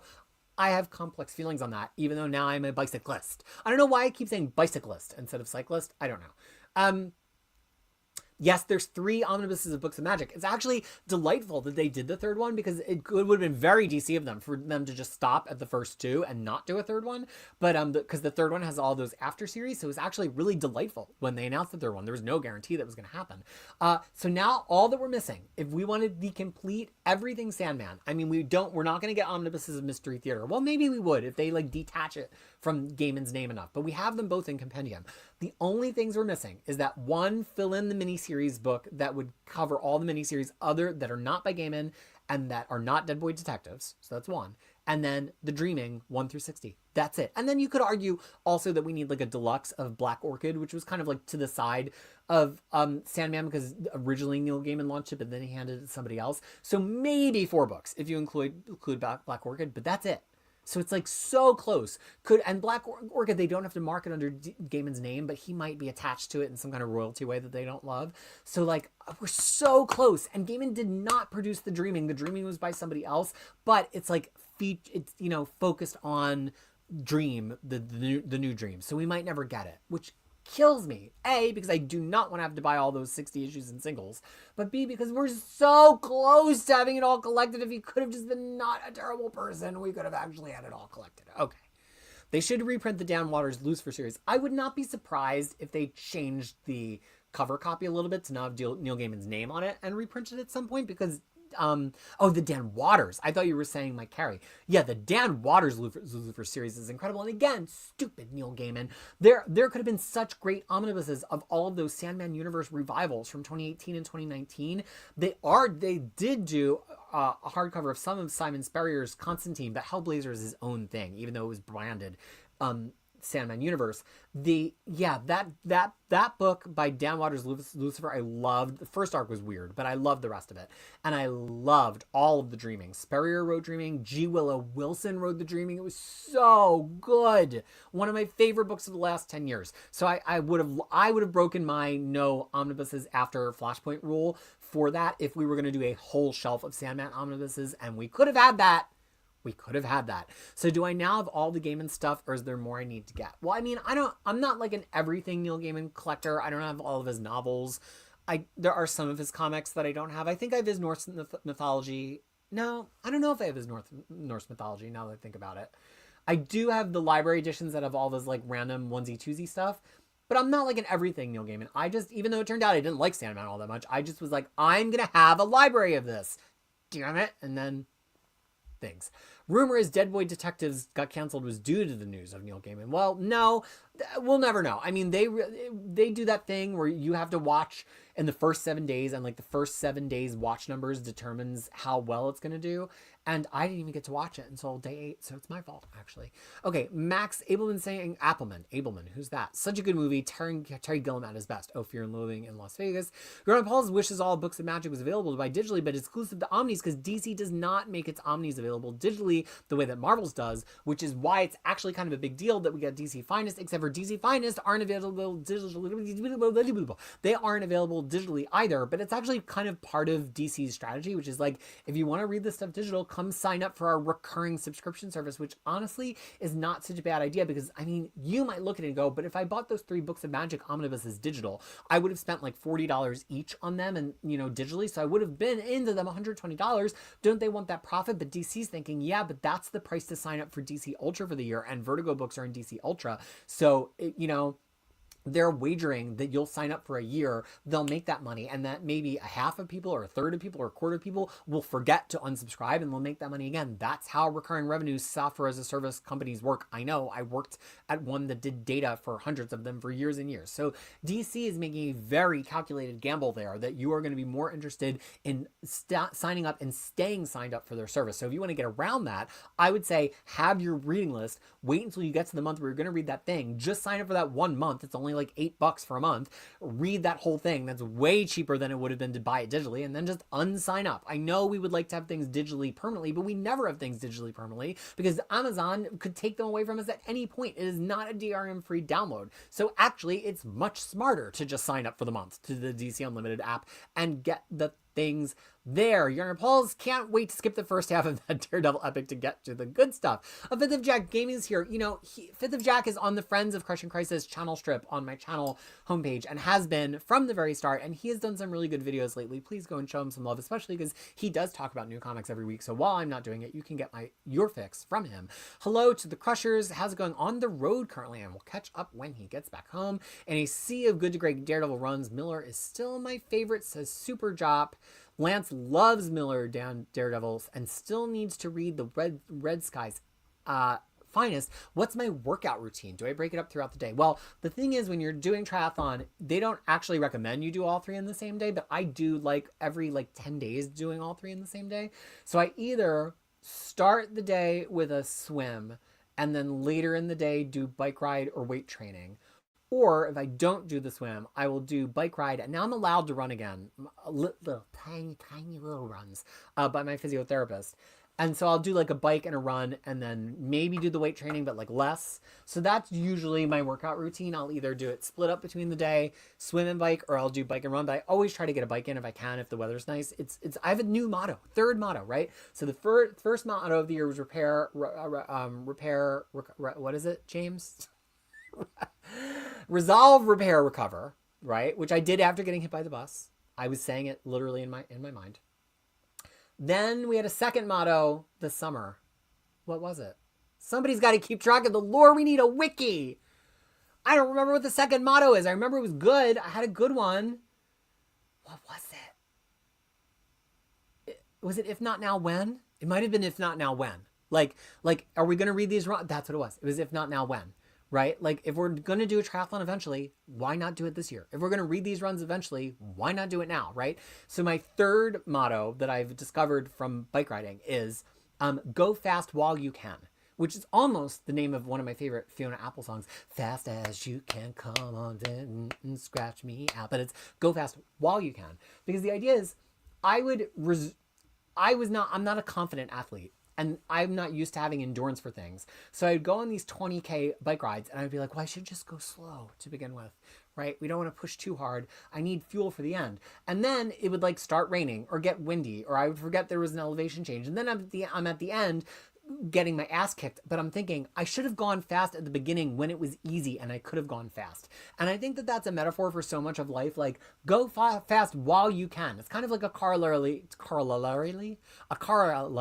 to that saying that people have in tech of like, move fast, break things, right? Like, don't be afraid of the bug you're going to create. If you're going to ship a feature, you can solve the bug later, which creates tech debt, but that's a different discussion.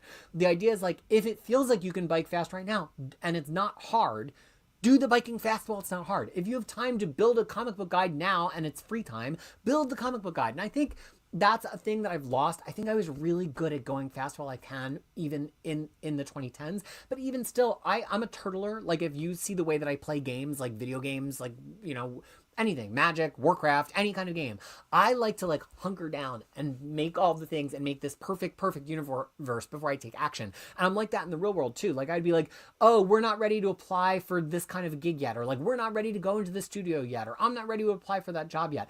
Go fast while you can. All of the good things that have happened in my life, gig opportunities, job opportunities, YouTube streaming opportunities, stuff for Crushing Crisis, it all happened because I went fast while the thing was attainable and I had the energy and the time to go fast. So that is the other thing that I've come up with. And so my training kind of reflects that. Like, if the day is nice and it's not so windy that I'm going to get knocked off my bike by something other than a bus, I will go out and bike because I've got to go fast while I can. And it's hard to go fast when it's so windy. Again, Wellington, the wind right now is, I think yesterday was up in the 60 kilometer per hour, and that's not even the highest wind here. That's like a moderate wind day. So it will knock you right off a bike. Okay, so that is my training routine. Kissing a Vampire and Lightning in the Background. Lucky Bruce, Cedric and Ellen bought that Red Skies book of Doug Munch and Mensch, I think it is. And Gene, super job, my post-crisis Batman reading starts when the stream is over. Good joke. Jamie, my haul this month has been omnibuses as well. Picked up G.I. Joe Deluxe Book 2, trade paperbacks of Power Fantasy Volume 2, Cable, Love, and Chrome, and Halverine Volume 1, which I did really enjoy the Volume 1. Excited to read them all. Max Abelman would be Max Abelman if James was finally stopped playing and merged with me, like a Lovecraftian tale, emphasis on love, or it could just be like your Crystal Gem fusion from Steven Universe. Here's a fifth of Jack Gaming YouTube. Here is James Abel reminding me of my own tagline and a lore that is somewhere in this room that I don't know. Wake up, babe. New motto just dropped. Something is the thief of joy. Comparison, jealousy, carbs. No, carbs bring me joy. Nameless the Latvian is here saying hello. Looks like I'm late to this, but I hope that I'm well. I'm always well when I get to see that extraordinary Rob Liefeld. Let me see if I can... It's like turn the chest this way. But Rob Liefeld, Captain America. There you go. Okay. How do I do in real-time strategy games? I'm a turtler. If I have the time to I want to build a society. I want to name all the peasants. Any game that's built for me to just turtle forever and then just sit there, which is why I like tower games. I love tower placement games and tower defense games because the whole point is to turtle as long as you can. That's why there's this one on Steam that I've been playing since time immemorial called Creeper World. It is the most rudimentary graphics, but if you just have this little turret like pew pew pew pew pew, and this alien creep comes towards you, but all it looks like is just water that like fills up, and you just have to gradually shoot all the water away until you like clear it to a point. I literally could play that for a week straight and not talk to another human being. I love it so much. Ooh, and I buried the biggest lead of the show. For those of you who stayed the whole time, there's going to be a new computer here in 2 days. Now, this one, you can tell because it's jealous. So it's held up pretty well for this stream, but you never know. So it's not the new Mac. I actually bought the computer and the next day they announced the new Mac, but they did not announce new Mac Pros. It's a MacBook Pro, but it's not the M5 Pro or the M5 Max. That's not going to come until 6 months from now. This computer has been so unreliable. It's been dying in the middle of meetings. I'm shocked that it's lasted for this whole stream. I need to go get it repaired, but if I get it repaired, I don't have a computer. So I think it's going to last longer while it's repaired, but I went through an excruciating shopping process and I wound up coming out with just like a pretty low-key Lenovo ThinkBook that has a good amount of RAM and like an Intel chip that's like a little bit better than this chip. It has more cores. So it's not like I was going to get this brand new gaming computer with 64 gigabytes of RAM and all this stuff. And I was like, you know what? I know that I'm going to get the nice Macintosh when it comes out next year. I just need a Windows machine to bridge me over to that and to act as a backup to this so I could get it repaired. Plus, then I'll have a Windows machine. And there are some things you can't do in a Mac, including playing the newest version of Creeper World. See, I got there eventually. Okay. If I want to eat all the different pizzas from my local pizzerias, if not now, when? Luckily, there's no local pizzerias in New Zealand, so that's not a thing. Wow, a new one. I know so many catchphrases. So many.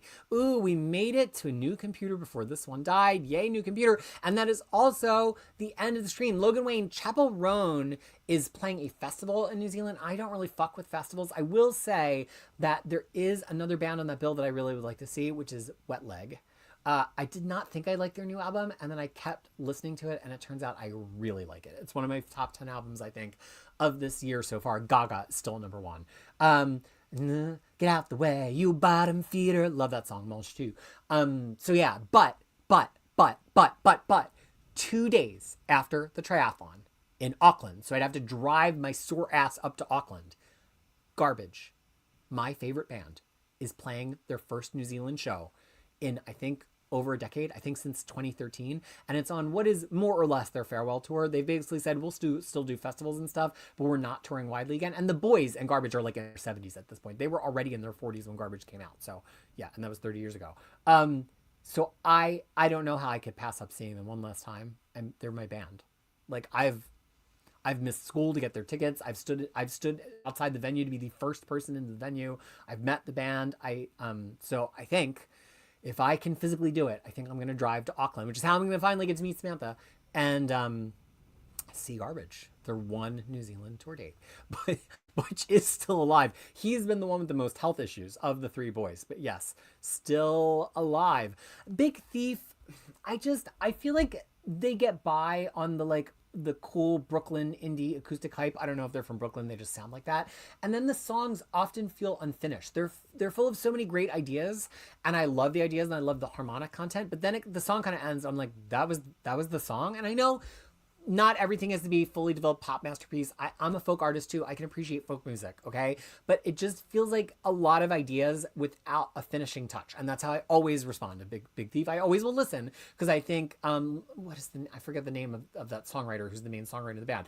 I think she's a great songwriter, but I just find their stuff very, Adrienne Lenker. I was thinking of Lentiman, who's somebody else, but yeah, Adrienne Lenker. But I just feel like she doesn't push things as far as possible. And Max saying during every Garbage show currently they have a section where they rightfully so boycott Spotify and other streaming platforms, but especially them. Very cool. I mean, they're so punk, and I love people get so offended when Shirley Manson says stuff. She talks about how touring isn't financially feasible. People are like, that's because your band sucks. No, I think she knows what she's talking about. They could, if they just wanted to tour off of their accumulated money, how many times have they sold Only Happy When It's Rains for licensing? Butch Vig probably still makes some kind of royalty off of Nevermind. They they got money. If they wanted to tour, they could tour, right? And the same thing, they're like, they're just complaining about Spotify because they're not popular. No, man, Garbage, they know what they're talking about. If anything, Garbage is more plugged into all this stuff than other bands because they've always been a producer's band. They've always been a musician's band. They were your favorite artist before Chapel Roan was your favorite artist.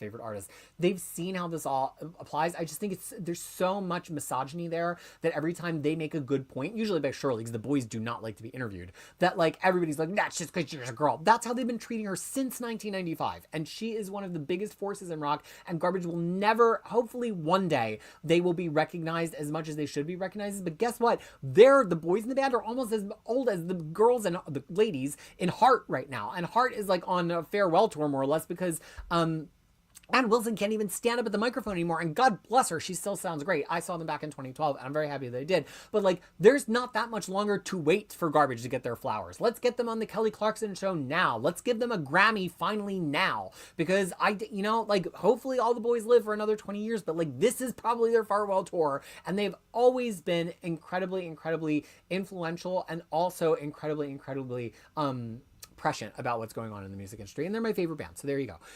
My bringing up Garbage immediately made me want to listen to Garbage. Yeah, well, now as soon as they announced the tour date, I mean, I lost my mind when they announced the tour date. I can't believe it. I had resigned myself that I would never see them again, and I think now I'm gonna cry. I think I'm gonna bring Kid Crisis with me, because when I was younger than Kid Crisis. Madam Crisis, I guess we could call my mother, brought me to see Madonna. And then when I was in high school, I went with her and we saw David Bowie. And Madonna and David Bowie, as you know, to me, occupy that tier directly below Garbage as the two most influential artists in my life. And like that, I got to see them both as a kid and like experience David Bowie, my mom's favorite artist, with my mom. Kid Crisis knows Garbage is my favorite artist. She doesn't love Garbage, but she likes a lot of their individual songs. So I asked her, I'm like, I'm not going to make you go, but would you want to drive to Auckland and see Garbage? She was like, yes, I want to see your favorite band. What other concerts can we see in New Zealand? So that's going to be incredibly cool if that happens. When are we doing a music stream? Well, I'll go back to this. So I know I talk a big talk, and we know how busy my life is, so nothing is ever guaranteed. But I did eventually do that countdown of my top 100 to be read. So if there's a special project and I really fix it in my mind, sometimes it happens. So I was reading this and I thought, I have every song David Bowie has ever touched, recorded, or produced. There was a book that I bought, only digitally, so it's not really mine, it's DRM protected, on Amazon the week that he passed away, and we're about to be at the 10-year anniversary of that in January, and the 10-year anniversary of Black Star, and it's a book that has every recording session he was ever a part in, and I used that to track down all the songs, and I didn't just stream them, I have them all in my collection. It was the beginning of my comprehensive chronology discography collection, which now spans over 250 artists, but David Bowie was the first one other than Garbage. I've always been like that for Garbage. So reading this book and reading about the recording sessions for every song that he was in this period made me think of that, and how I started a series of blog posts about it when he passed, and I only got a few albums. That was like when I was coming stay at home parent. There was a movie in New Zealand. There was a lot of upheaval. And I was thinking, oh, could I find a way to video that and do it as a video series? So I bought a beautiful got the 2-hour mark. The computer's given up. It's been too long. Let's see. I guess I can look.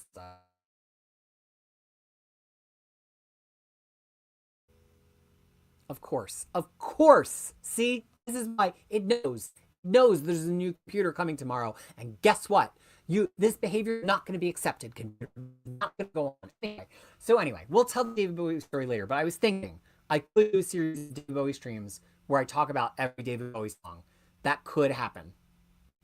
But I would have to really put a lot of thought into it, and potentially it could result in copyright strikes. Plus, this channel is not really optimized for music, but I think if I could get away with talking about any 3 artists, I probably could get away, and you would like kind of pay attention. I feel like it would be David Bowie, Garbage, and I just had the other one in my head. David Bowie, Garbage, and Gaga, because I talk them all the time. The Beatles probably too, because everybody likes the Beatles. Anyway, well, the internet is telling me that you can barely see me. I'm probably just a collection of right now, but such is this house sometimes, and such is this computer sometimes. So this is a wonderful time to sign off. I hate it that you are going to see me blurry signing off. where we are in our lives right now. Because what? We're going to resolve, and then we're going to repair, and then we're going to recover. So Blurry Crisis says, it's been so good to see you all. I'm so happy I get to shelve this awesome haul now. I did go a little crazy. This is the most omnibuses I've ever had in one haul ever. It was Books of Magic, Books of Magic, Books of Magic, Dead Boy Detectives, Perez Wonder Woman, Byrne Wonder Woman, Simone Wonder Woman. So that's 7. And at the same time, I also bought the other 2 Wonder Woman books that are not here yet. So that was 9 omnibuses at once. That's a lot. Oh, look, the internet bounced back. So, am I going to be back next Sunday? I don't know. It depends on if I think of something to stream about. And I'm not going to stream about David Bowie. That's going to take some planning. Now that the internet bounced back, I was thinking, we'll just do a little experiment right now. I can't actually play the songs because people get copyright strikes for even playing like 5 seconds of a song. But what if I just did little clips of me playing the song? Like, what if I'm like, of course, everybody's favorite, my favorite David Bowie song actually is, sorry, I'm trying to find it. Oh yeah, my favorite, Moon Age Daydream. And then what if I just did, I'm an alligator, and then that was it, right? They can't possibly copyright strike me for that. So then what I was thinking, what if the format is if I talk about all of David Bowie's recordings and all of the songs or whatever and my favorites and like facts about the recording and stuff, and I show the covers on screen, but since I can't play David Bowie doing it because I'd get copyright strikes, what if I just did that? What if I just played the clips? So then I was thinking of me doing that for Garbage and Gaga, and I'm like, ooh, this could have legs, and I don't think... So we'll see. There's no way they're going to copyright strike me for that, right? Or if I did... The trick is, if I play some David Bowie songs acoustic, it's close enough to like acoustic bonus tracks that have been on his stuff that sometimes it will get flagged. I have played Space Oddity on the show before, and it did get flagged for copyright strike because I guess algorithmically it sounds enough the same. But what if I just did like, well, Ziggy played guitar... That's not the second chord. Ziggy played guitar, jamming good with Weird and Gilly and the spiders from Mars. And then I just stopped, right? So this will be our experiment. Let's see if I get a copyright strike for those. And if I don't, maybe this thing has legs. Reported! Okay, I think we've started luck with the internet for too long. I've been Crisis, you've been wonderful. I'm not on any other shows right now because life is just too crazy. I am on a bike being hit by a bus. That's where I am. However, next Thursday, Halloween Eve, I will be on Near Mint Condition for a Scary Comics Evergreen, Horror Comics Evergreen. And we have an amazing lineup of your favorite evergreen guests and some new ones. I think Omar has announced it, so I think he could say, and if you watch this long, you deserve to hear. I think we're going to be joined by writer of artist of Local Man and writer of Strays, Tony Fleeks, who clearly loves him some horror comics. And I'm going to lose my damn mind because I love Local Man so much, and he's going to be on a stream with us, supposedly. Still could cancel, still could be busy. We had some really big name people who wanted to come. I cannot tell you because I don't want to mess with Omar's relationships, but there is a huge DC writer whose name I have said, who just couldn't make it. And there is a horror writer who you also know from Superhero who like literally was like, ooh, I'm coming. And then the time turned out to be a time that he could not make it. So I'm very excited for that next week. Will you see me next Sunday before then? Maybe. If you have any ideas of what I should do to show up for that stream, let me know because I don't think I'm going to have enough time to do anything meaningful reading for pull lists. So until I see you either next Sunday or in the horror show, or who knows, maybe getting into Lady Death Drag once again on Cliff's channel. Remember, you are important in this world, and it is important to stand up for the things we believe in, and the things we believe in need to be rooted in kindness. We cannot tolerate when other people say that their beliefs are going to invalidate our identities or the identities of the people I love. That is not a belief. That is... And so I always go to my Son of Baldwin quote, which I meant to just have here. I'm sure Lance could just recite it back because we keep talking about it, but let me see if I can quickly bring it up because I do want to end every show now. We can disagree and still love each other unless your disagreement is rooted in my oppression and the denial of humanity and right to exist. So go out for everybody else, because we are not going to say that beliefs include invalidating anybody's humanity. Trans lives matter. Women's rights, everybody's rights. The rights of Black and Indigenous and people of color are important and should not be trodden upon. Constitutional amendments count for something, and you should have constitutional rights to due process in the United States right now. And all these things are important. So thank you very much. The internet's going out. The people are pulling the plug. Until you see me next time, please don't have a crisis unless, of course, it's more of me. Farewell, everybody.